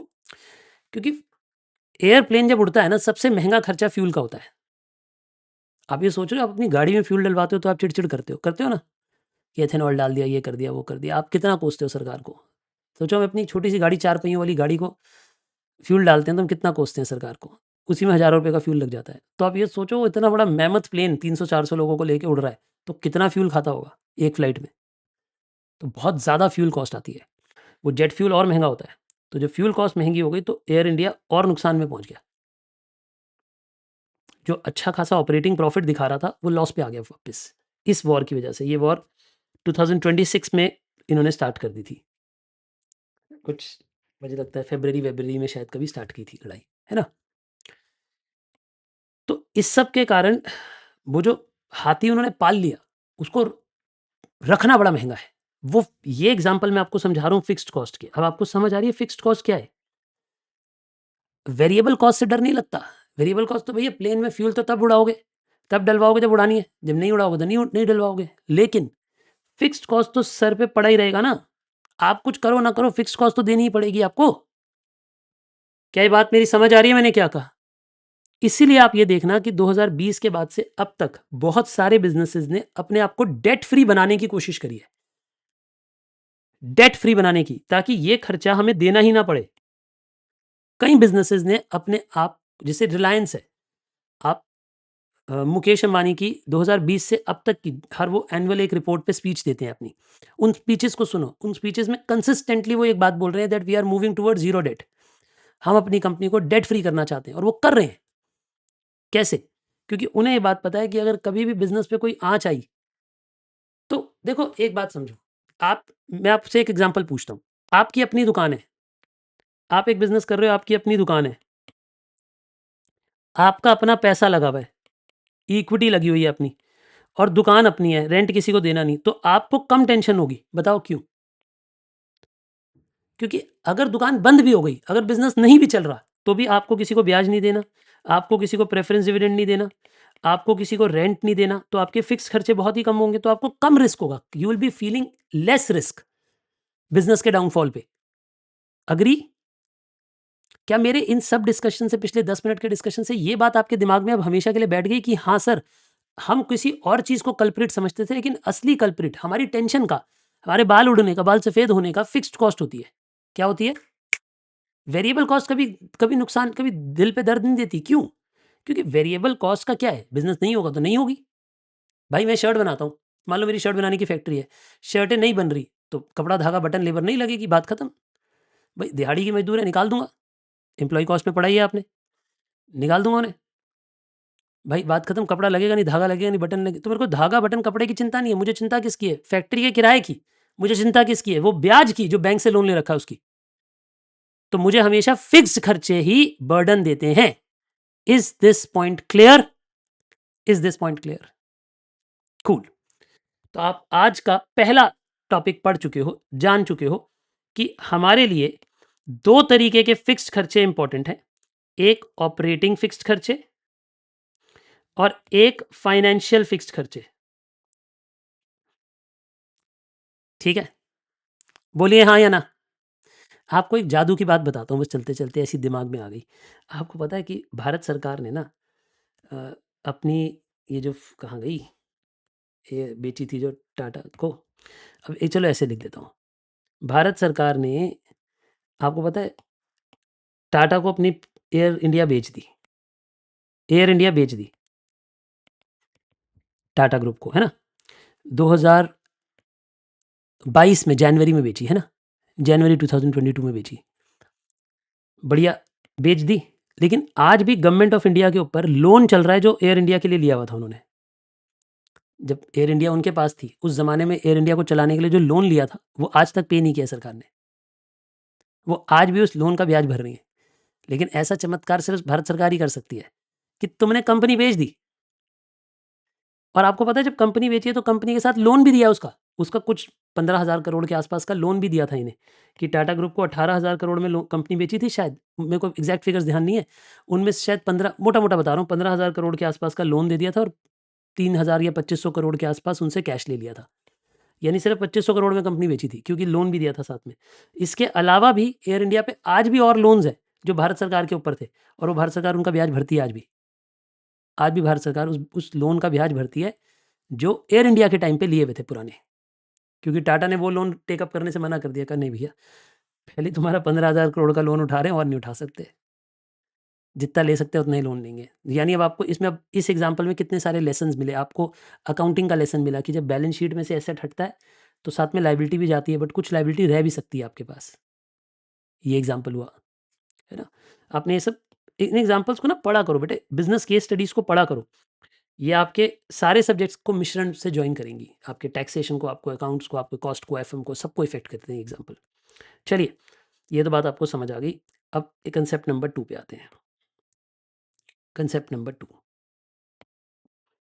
मैं अभी कुछ पढ़ा नहीं रहा हूँ, मैं अभी तो बेस बिल्डिंग कर रहा हूँ बेटा। अभी तक तो पहली क्लास तो बेस बिल्डिंग ही करनी पड़ेगी मुझे, है ना। फिर जाके मैं असली लिवरेज पे पहुंचूंगा। लिखिए जरा, before tax amount versus after tax amount.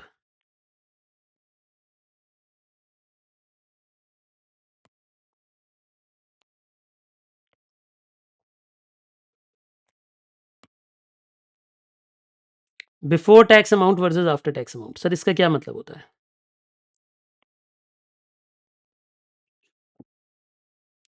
समझना मेरी बात। बिफोर टैक्स अमाउंट का मतलब होता है कि टैक्स देने से पहले का अमाउंट, है ना। और आफ्टर टैक्स अमाउंट का मतलब क्या होता है, टैक्स देने के बाद का अमाउंट। तो मैं बस आपको छोटे छोटे दो बातें बताना चाहता हूं कि अगर मेरे पास बिफोर टैक्स अमाउंट है और अगर मैं उसे 1 माइनस टैक्स रेट से इंटू कर देता हूं तो मैं आफ्टर टैक्स अमाउंट पे पहुंच जाता हूं। मैं कहां पे पहुंच जाता हूं दोस्तों, आफ्टर टैक्स वाले अमाउंट पे पहुंच जाता हूं। सर रिपीट करना, आपने क्या कहा। मैं आपको ये कह रहा हूं कि अगर मैं बिफोर टैक्स वाले अमाउंट को नेट ऑफ टैक्स कर देता हूं तो मैं आफ्टर टैक्स अमाउंट पे पहुंच जाता हूं। यानी आप जैसे स्टेटमेंट में लिखते हैं ना, बिफोर टैक्स, फिर टैक्स माइनस करते हैं, फिर आफ्टर टैक्स पे आते हैं, तो उसे इस तरीके से भी किया जा सकता है। एग्जाम्पल समझो, मान लो आपके पास 1,00,000 रुपए का बिफोर टैक्स अमाउंट है। अगर आपको उसमें से 30% टैक्स माइनस करना है तो इसका मतलब बन जाएगा 1,00,000, 1 माइनस 0.3। बेटे 30% मतलब 0.3 होता है, पता है आपको ये बात। 30% का मतलब क्या होता है, 0.3। तो यानी अगर मैं ये कहूं कि 1,00,000 में 0.7 हो जाएगा तो 1,00,000 इंटू 0.7 कितना हो जाएगा, 70,000। तो ये आपका 70,000 हो जाएगा। ये क्या हो जाएगा जी आपका 70,000। बोलिए, बातें क्लियर हैं आपको, से यस और no. Is it all absolutely clear, say yes और से नो।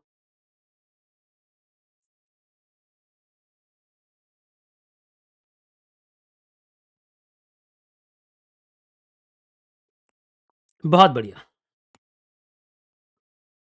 बहुत ही बढ़िया।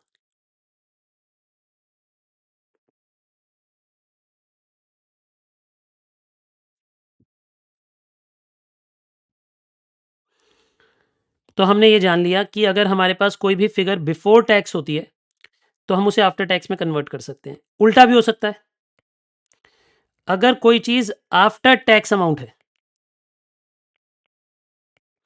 तो हम उसे divide by 1 minus tax rate कर देते हैं और उसे बिफोर टैक्स अमाउंट में कन्वर्ट कर देते हैं। और उसे किस में कन्वर्ट कर देते हैं, बिफोर टैक्स अमाउंट में कन्वर्ट कर देते हैं। यानी अगर आपके पास, ध्यान से सुनिए, अगर आपके पास बिफोर टैक्स अमाउंट है तो उसे net of tax 1 minus T multiply करके करते हैं, पर अगर आफ्टर टैक्स अमाउंट है तो उसे डिवाइड बाय 1 माइनस टी कर देते हैं। तो उसे क्या कर देते हैं, divide by 1 minus T. Example देखते हैं। अगर मैं बोलूं कि आपके पास आफ्टर टैक्स अमाउंट है लेटेस्ट से 3,50,000 का, तो बताओ 30% टैक्स के हिसाब से बिफोर टैक्स अमाउंट कितना होगा? आप मुझे बताओ 30% टैक्स के हिसाब से बिफोर टैक्स वाला कितना अमाउंट होगा? यानी अब हम उल्टा जा रहे हैं, अब हम आफ्टर टैक्स से बिफोर टैक्स की तरफ जा रहे हैं, उल्टा जा रहे हैं।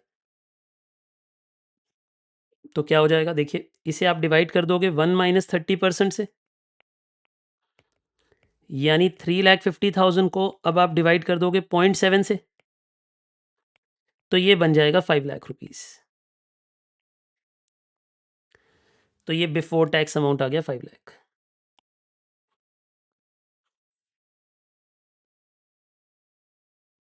क्या ये बात भी आपको समझ आ गई मैंने क्या कहा?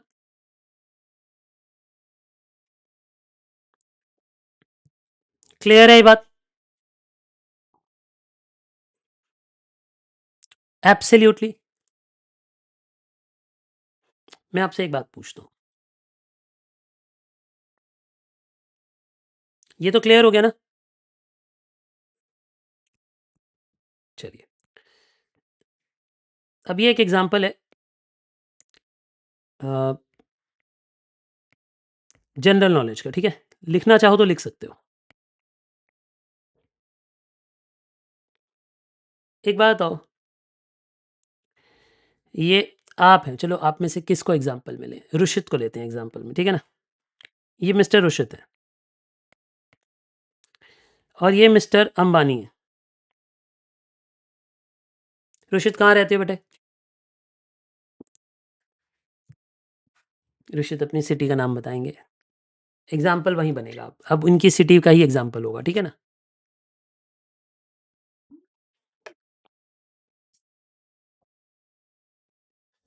पोरबंदर में रहते हैं, ठीक है।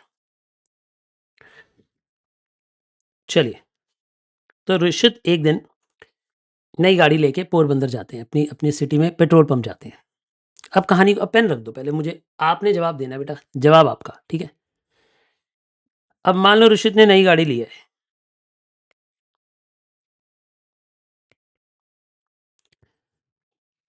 मान लो रुशित ने गाड़ी ली है कोई 30 लाख रुपए की, ठीक है जी? और रुशित पेट्रोल पंप लेकर गया और बोला है कि इस गाड़ी में पेट्रोल भर दो, और मान लेते हैं कि पेट्रोल है 10,000 रुपये का पेट्रोल आ गया इनकी गाड़ी में। एक एग्जाम्पल ले रहा हूँ, मुझे नहीं पता कितने का पेट्रोल मिलता होगा। अब कुछ ऐसा पंगा भी है ना कि एथेनॉल वाला या बिना एथेनॉल वाला, ऐसा कुछ करके रुशित ने महंगा वाला पेट्रोल डलवा लिया, प्रीमियम पेट्रोल डलवा लिया। 10,000 रुपये का पेट्रोल आया रुशित की गाड़ी में, ठीक है? बोलिए करेक्ट रुशित? बहुत बढ़िया। रुशित के दोस्त तो घर भी चले गए बेटा। देखो, अब ध्यान देना, अब यहाँ पे रुशित के बिल्कुल बगल में ही गाड़ी लेकर अंबानी जी खड़े हैं, ठीक है जी? वो भी पेट्रोल पंप से पेट्रोल डलवा रहे हैं 10,000 रुपये का अपनी गाड़ी में। अब मुझे एक बात बताओ, ये जो पेट्रोल है रुशित को, ये कितने का महसूस होता है और मिस्टर अंबानी को कितने का महसूस होता है? सर ये कैसा सवाल है? Sir what is this? ये कैसा सवाल है भाई? रशिद की गाड़ी 30 लाख की, अंबानी की गाड़ी भी 30 लाख की, रशिद का पेट्रोल भी 10,000 का, अंबानी जी का पेट्रोल भी 10,000 का, तो सेम ही तो हुआ सर। गाड़ी का मॉडल भी सेम है, बस कलर इनका ब्लैक है, इनका लाल है, और कुछ नहीं है। नहीं बेटे, अंतर है। जब रुशिद पेट्रोल डलवाता है तो रुशिद को ये पेट्रोल 10,000 रुपये का फील होता है, लेकिन अंबानी जी जब ये पेट्रोल डलवाते हैं उन्हें खाली 7,000 रुपये का ही फील होता है, क्योंकि जब अंबानी जी पेट्रोल डलवाते हैं तो वो अपने पीएनएल में डेबिट करते हैं, उनका बिजनेस का खर्चा है, वो पोरबंदर घूमने नहीं आते, काम के लिए आते हैं। जब वो काम के लिए आते हैं, पेट्रोल डलवाते हैं, तो जो उनका पेट्रोल है वो उनके पीएनएल में डेबिट होता है। दोबारा बोलता हूँ मैं, उनका पीएनएल में डेबिट जाता है। जब पीएनएल में डेबिट जाता है तो उन्हें वो खर्चे पे टैक्स बेनिफिट मिलता है। जब टैक्स बेनिफिट मिलता है तो उन्हें वो खर्चा आफ्टर टैक्स फील होता है, कम फील होता है। मतलब उन्हें वो खर्चा, इधर समझो, अगर वो खर्चा करते हैं 10,000 रुपये का, तो 10,000 रुपये पे 30% टैक्स बचा लेते हैं, उन्हें वो खर्चा 7,000 का ही फील होता है। लेकिन रुशित को वो खर्चा पूरे 10,000 का फील होता है। रुशित ने गाड़ी अपने नाम पे रजिस्टर कराई है।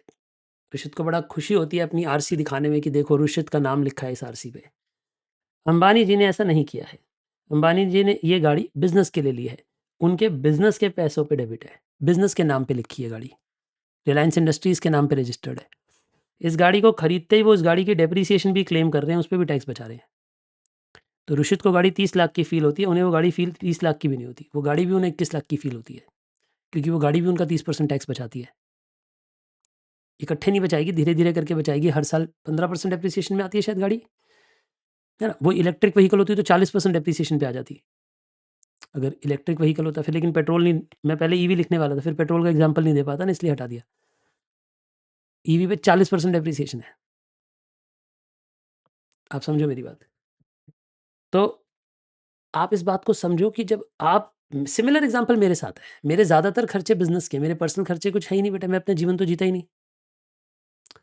आपको मैं एक बात, अच्छा और एक बात बताता हूँ मैं, आप अच्छे मार्क्स लाओगे, जब आपका रिजल्ट आएगा ना, अच्छे मार्क्स आएंगे, जिन भी बच्चों के 80 से ज़्यादा मार्क्स आते हैं, हम उन्हें कैशबैक देते हैं, हम उन्हें गिफ्ट्स देते हैं, उनको यूपीआई में गिफ्ट्स मिलते हैं, उनके लिए शील्ड बनवाते हैं, शील्ड भेजते हैं, कुरियर का खर्चा होता है, उसमें हम उन्हें कैश प्राइज़ भी देते हैं। आप पढ़ सकते हो, हमारी वेबसाइट पे कैश प्राइज़ का डिस्क्रिप्शन है, कितने कितने मार्क्स लाने पे कितना कितना कैश प्राइज़ मिलता है, रैंक पे कैसे कैश प्राइज़ मिलता है, वो सब लिखा हुआ है आपके बैच के डिस्क्रिप्शन में, ठीक है ना। लेकिन मैं आपको बताऊँ, मैं अगर आपको, हम अगर आपको 31 मान लो 3100 हम आपको भेजते हैं, तो वो 3100, हमें 3100 फील ही नहीं होता भाई, हमें वो 2000 ही फील होता है ऑलमोस्ट, क्योंकि हमारा तो टैक्स बचेगा ना उस पे, मेरा खर्चा थोड़ी ना, मेरे बिजनेस का खर्चा है, वो तो बिजनेस के अकाउंट पे डेबिट होगा ना, उस पर 30% टैक्स भी तो बचेगा हमारा। क्या आप मेरी बात समझ पा रहे हैं मैं क्या बोल रहा हूँ?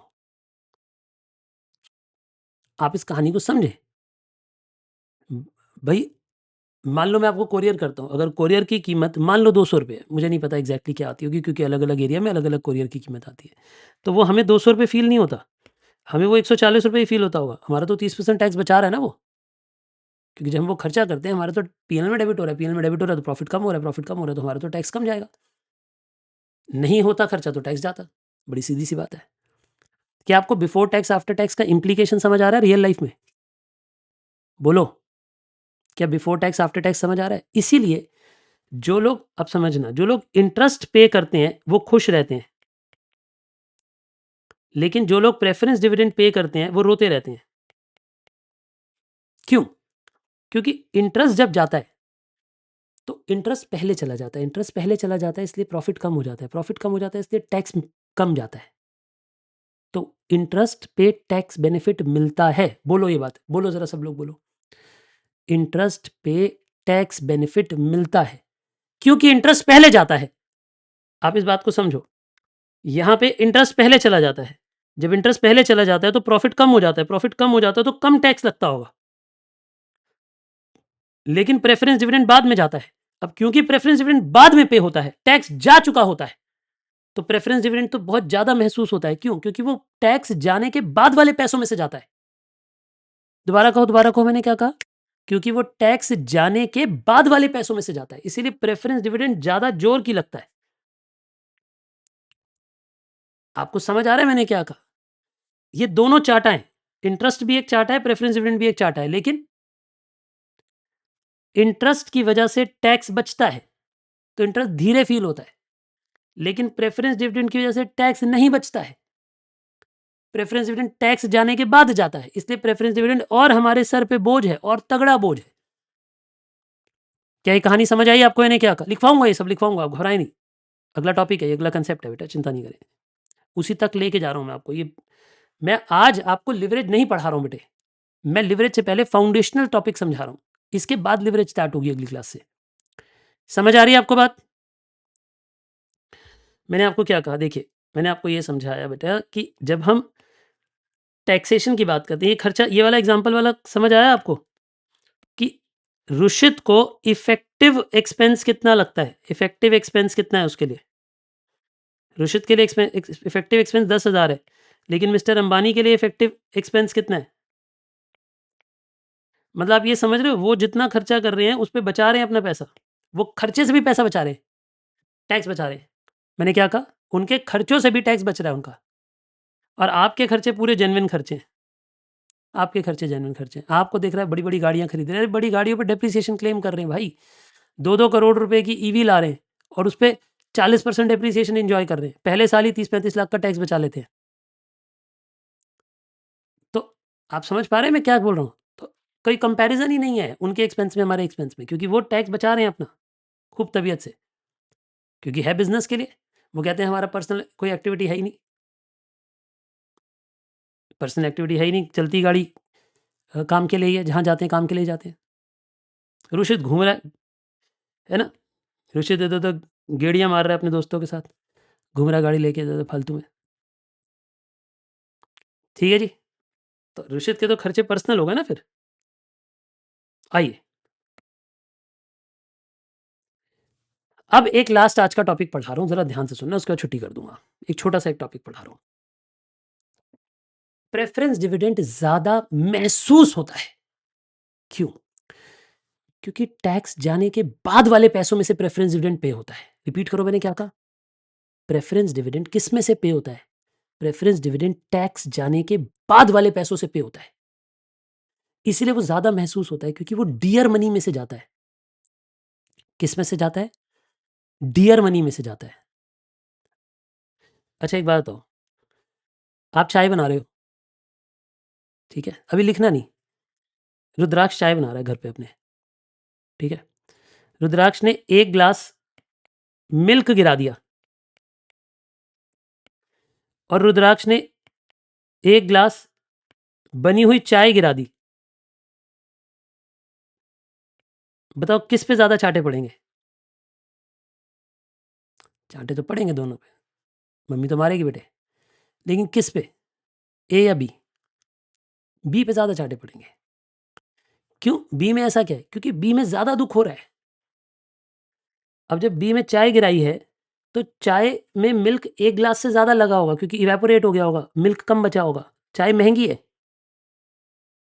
चाय महंगी चीज है, गैस लगी है ना, और मसाले लगे हैं, चाय पत्ती लगी है, it has become more expensive, वो दिल पे ज्यादा चोट करेगी। मिल्क गिर गया, उस पर कम चोट होगी, हो सकता है मिल्क में एक ही चांटा पड़े, इस पे 3 पड़ने हैं, ठीक है। तो डियर मनी का कंसेप्ट है। अब सुनो, आपने 1 किलो मिल्क गिरा दिया आपने, या फिर आपने 1 किलो, किलो बोल रहा हूं मैं, लीटर नहीं बोल रहा, just to keep it comparable, या फिर आपने 1 किलो पनीर गिरा दिया, किस पे ज्यादा चांटे बजने हैं? ऑब्वियसली सिचुएशन बी में ज्यादा चांटे पड़ेंगे। क्यों? अबे मम्मी पापा यही बोलेंगे तुम्हारे हाथ कैसे टेढ़े मेढ़े हाथ है, तुम्हें कुछ दिखता नहीं है, क्योंकि ये डियर मनी है। डियर मनी मतलब ये महंगा है, ये महंगी चीज है। बहुत अच्छा एग्जाम्पल दिया एक बच्चे ने, विराट गर्ग बनिए हैं तो इनका तो दिमाग वैसे ही बढ़िया चलता है। विराट ने बोला कि सर क्योंकि जो पनीर है वो 1 किलो ज्यादा मिल्क से बना होगा, शायद उसमें 2 या 3 लीटर मिल्क लगा होगा, तो जब आप 1 किलो पनीर गिरा रहे हो तो आप एक्चुअली में 3 किलो दूध गिरा रहे हो। आप बात को समझो, वहां दिल में उतना दर्द होगा, नहीं समझ रहे? 1 किलो पनीर बनाने के लिए 1 किलो मिल्क नहीं लगता, ज्यादा मिल्क लगता है। अब तुम्हें एक तो ना तुम्हें पढ़ाई आती, ना तुम्हें किचन का कुछ पता भी है पनीर कैसे बनता है, जो गिराई जा रहा है रुद्राक्ष, पता भी है, ज्यादा मिल्क लगता है पनीर बनाने के लिए, इट इज मोर एक्सपेंसिव। समझे आप मेरी बात? चलो मैं आपसे एक सवाल पूछता हूं, ये है EBIT, earning before interest and tax. अगर इंटरेस्ट जाएगा तो यहां से जाएगा, लेकिन ये है अर्निंग आफ्टर टैक्स। अगर प्रेफरेंस डिविडेंड जाएगा तो वो यहां से जाएगा। तो आपको नहीं लगता, क्योंकि इंटरेस्ट तो बिना टैक्स वाले पैसों से गया, इंटरेस्ट जब जाता है तो बिना टैक्स वाले पैसों से जाता है, अभी तक तो टैक्स गया ही नहीं है, इसलिए इंटरेस्ट हल्का फील होता है कि कोई बात नहीं, इंटरेस्ट जाएगा तो टैक्स बच जाएगा, इंटरेस्ट जाएगा तो टैक्स बच जाएगा। बोलिए, पता है ये बात? लेकिन प्रेफरेंस डिविडेंड जाएगा तो टैक्स पहले ही जा चुका है, प्रेफरेंस डिविडेंड पहले ही जा चुका है, सॉरी, प्रेफरेंस डिविडेंड जाने से पहले टैक्स जा चुका है पहले, इसलिए प्रेफरेंस डिविडेंड महंगा फील होता है। प्रेफरेंस डिविडेंड कैसा फील होता है? महंगा फील होता है। मैं आपको एक बात बोल रहा हूँ, अगर मैं 70 रुपए का प्रेफरेंस डिविडेंड फील देता हूँ ना किसी को, तो मुझे फील वो 100 रुपए होता है, बताओ क्यों? मैं दोबारा बोलता हूँ, अगर मैं किसी को 70 रुपीज़ का प्रेफरेंस डिविडेंड देता हूँ तो वो मुझे फील 100 रुपीज़ होता है, मेरे ऐसे दिल पे जो जोर पड़ता है ना, वो 100 रुपए का पड़ता है, बताओ क्यों? क्योंकि इस 70 रुपए को देने के लिए मैं 30 रुपए टैक्स पहले भर चुका हूँ, तभी तो 70 मेरे पास बचे थे जिसमें से मैंने ये पैसा दिया है, क्योंकि मैं वो आफ्टर टैक्स वाले पैसे में से दे रहा हूँ। मैं उसे किस में से पे कर रहा हूँ बेटे? आफ्टर टैक्स वाले पैसे में से पे कर रहा हूँ। मैं अच्छा, मैं आपको रियल लाइफ बताता हूँ। मैं जब भी कोई खर्चा, रियल लाइफ बता रहा हूँ, अपनी ज़िंदगी की बात बता रहा हूँ। मैं कोई भी खर्चा करता हूँ ना, जो मेरे पीएनएल में नहीं जा सकता, जो मेरा पर्सनल खर्चा है, मुझे ज़्यादा दुःख होता है। मुझे वो ज़्यादा दुखता है। क्यों? क्योंकि वो खर्चा मेरे आफ्टर टैक्स वाली इनकम में से पे हो रहा है। वो मेरे टैक्स जाने के बाद वाली इनकम में से पे हो रहा है। क्योंकि टैक्स तो चला गया, अब वो टैक्स में तो डेबिट हो नहीं रहा, लेकिन वो आफ्टर टैक्स वाले खर्चे में से पे हो रहा है। क्या ये बात आपको क्लियर हुई मैंने क्या कहा? तो ये ज़्यादा महँगा फ़ील होता है। आइए, मैं इसका बस एक आखिरी कंसेप्ट आज पढ़ा रहा हूँ, उसके बाद मैं छुट्टी कर दूँगा आज आपकी, क्योंकि ये कंसेप्ट हम डिटेल में अब कल पढ़ेंगे। बस मैं आज मैं लिखवा के भेज दूँगा लेकिन। आइए कंसेप्ट नंबर 3 लिखिए।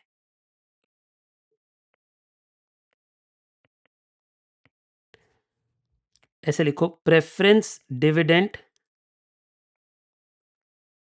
हर्ट्स मोर। वो दिल पे ज़्यादा बड़ी चोट मारता है बेटे। ठीक है जी? प्रेफ़रेंस डिविडेंड हर्ट्स मोर। वो दिल पे ज़्यादा चोट लगती है आपके, उसके कारण। क्यों?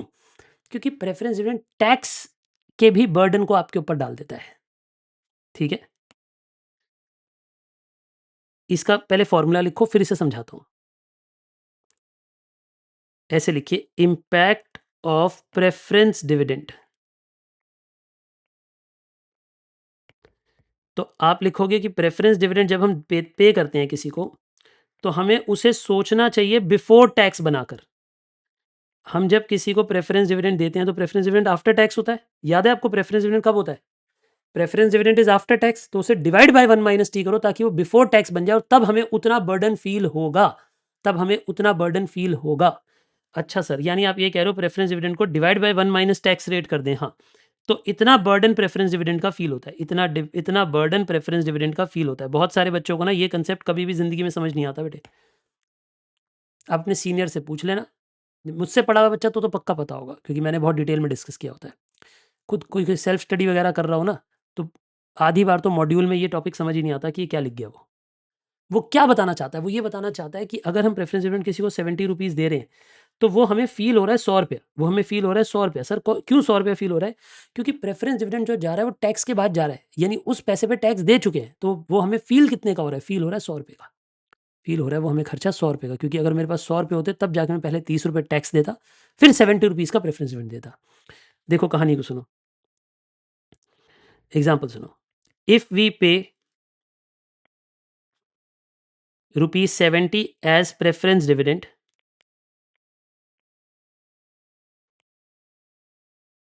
then we actually feel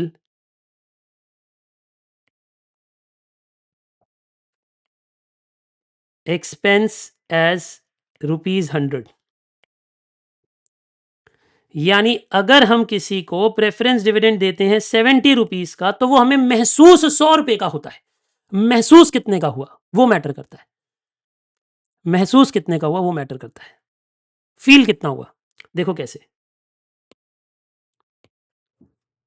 अगर मेरे पास प्रॉफ़िट बिफ़ोर टैक्स होता, उसमें से टैक्स जाता, तो प्रॉफिट आफ्टर टैक्स बनता। सही बात है सर। तो उसमें से प्रेफरेंस डिविडेंड चली जाती,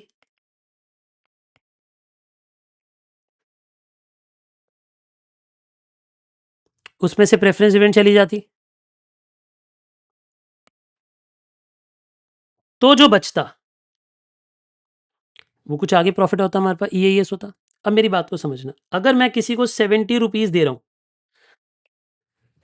अगर मैं किसी को 70 रुपीज का प्रेफरेंस डिविडेंड दे रहा हूं, तो इस पैसे पे मैं ऑलरेडी 30 रुपए का टैक्स देकर आया हूँ, तभी तो 70 रुपीज बचा होगा मेरे पास, तभी तो मैं इसे 70 रुपीज दे रहा हूँ। यानी अगर मेरे पास 70 रुपीज होते तो यानी मैंने उस पर 30 रुपए का टैक्स दे दिया होता, यानी मेरे पास 100 रुपए होने चाहिए। इसका मतलब ये है, अगर मेरे पास 100 रुपीज होंगे तो मैं उसमें से 30 रुपीज का पहले टैक्स दूंगा, फिर जो बचा हुआ पैसा होगा उसमें से प्रेफरेंस डिविडेंड दूंगा। इसलिए मुझे प्रेफरेंस डिविडेंड जब मैं पे करता हूं तो फील 70 नहीं होता, फील 100 होता है। फील कितना होता है? 100। क्या मेरी बातें आपको समझ आई? मैंने क्या कहा? मुझे वो खर्चा फील 70 रुपीज का नहीं होता, फील 100 रुपीज का होता है, क्योंकि उस पैसे को देने के लिए मेरे पास 100 रुपए होने चाहिए। कहना मैंने क्या कहा? ये बात एक बार बोलना जरा। यानी इस पैसे को पे करने के लिए मेरे पास 100 रुपीज होने चाहिए, तभी तो मैं पे कर पाऊंगा। अगर मेरे पास 100 रुपीज होंगे तभी तो मैं 70 रुपीज पे कर पाऊंगा, वरना कैसे पे करूंगा बताओ? 100 रुपीज होंगे तभी तो टैक्स दूंगा, उसके बाद ही तो ये 70 पे कर सकता हूँ। यानी उस 70 का बर्डन मेरे सर पे कितना है? 100 रुपए का। उस 70 रुपीज का बर्डन कितना है मेरे ऊपर? 100 रुपए का है। समझ गए आप मेरी बात? क्योंकि वो आफ्टर टैक्स वाला खर्चा है, क्योंकि वो आफ्टर टैक्स। तभी मैंने ये बिफोर टैक्स आफ्टर टैक्स का कंसेप्ट पढ़ाया था आपको। अब समझे ये बिफोर टैक्स आफ्टर टैक्स वाला कंसेप्ट क्यों पढ़ाया था? कि अगर कोई भी अमाउंट आफ्टर टैक्स होगा, दोबारा बोलो, कोई भी अमाउंट अगर आफ्टर टैक्स होगा तो उसे डिवाइड बाय 1 माइनस टी करके हम बिफोर टैक्स बना सकते हैं। क्या कहा था मैंने? तो प्रेफरेंस डिविडेंड आफ्टर टैक्स होता है, तो हम उसे डिवाइड बाय 1 माइनस टी करके बिफोर टैक्स का अमाउंट बनाते हैं। बिफोर टैक्स की वो महसूस कितना होगा ये निकालते हैं। क्लियर हुई बेटा ये बात आपको? चलो एक एग्जांपल आप मुझे करके दिखाओ। लिख करिए, एक एग्जांपल करिए। A company pays preference dividend at the rate of 10% on rupees 10 lakh preference shares, on 14 lakh preference shares,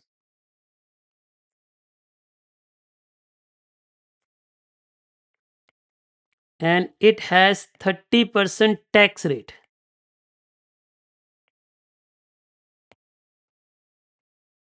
Calculate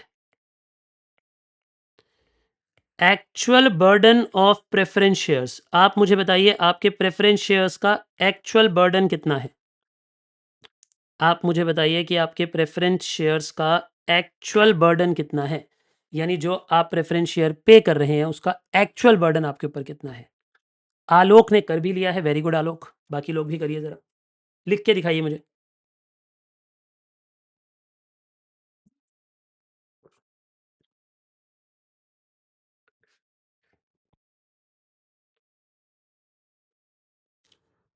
क्या कहोगे आप?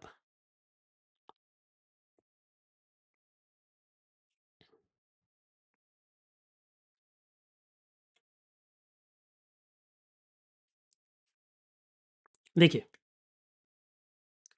आप पहले तो ये कहेंगे कि प्रेफरेंस डिविडेंड पेड कितना है। बोलिए जी, आपने प्रेफरेंस डिविडेंड पेड कितना किया होगा? 14 लाख के प्रेफरेंस शेयर्स पे 10%, इसका मतलब ये हो गया आपने 1,40,000 का प्रेफरेंस डिविडेंड पे किया है। तो बर्डन ऑफ प्रेफरेंस डिविडेंड कितना है?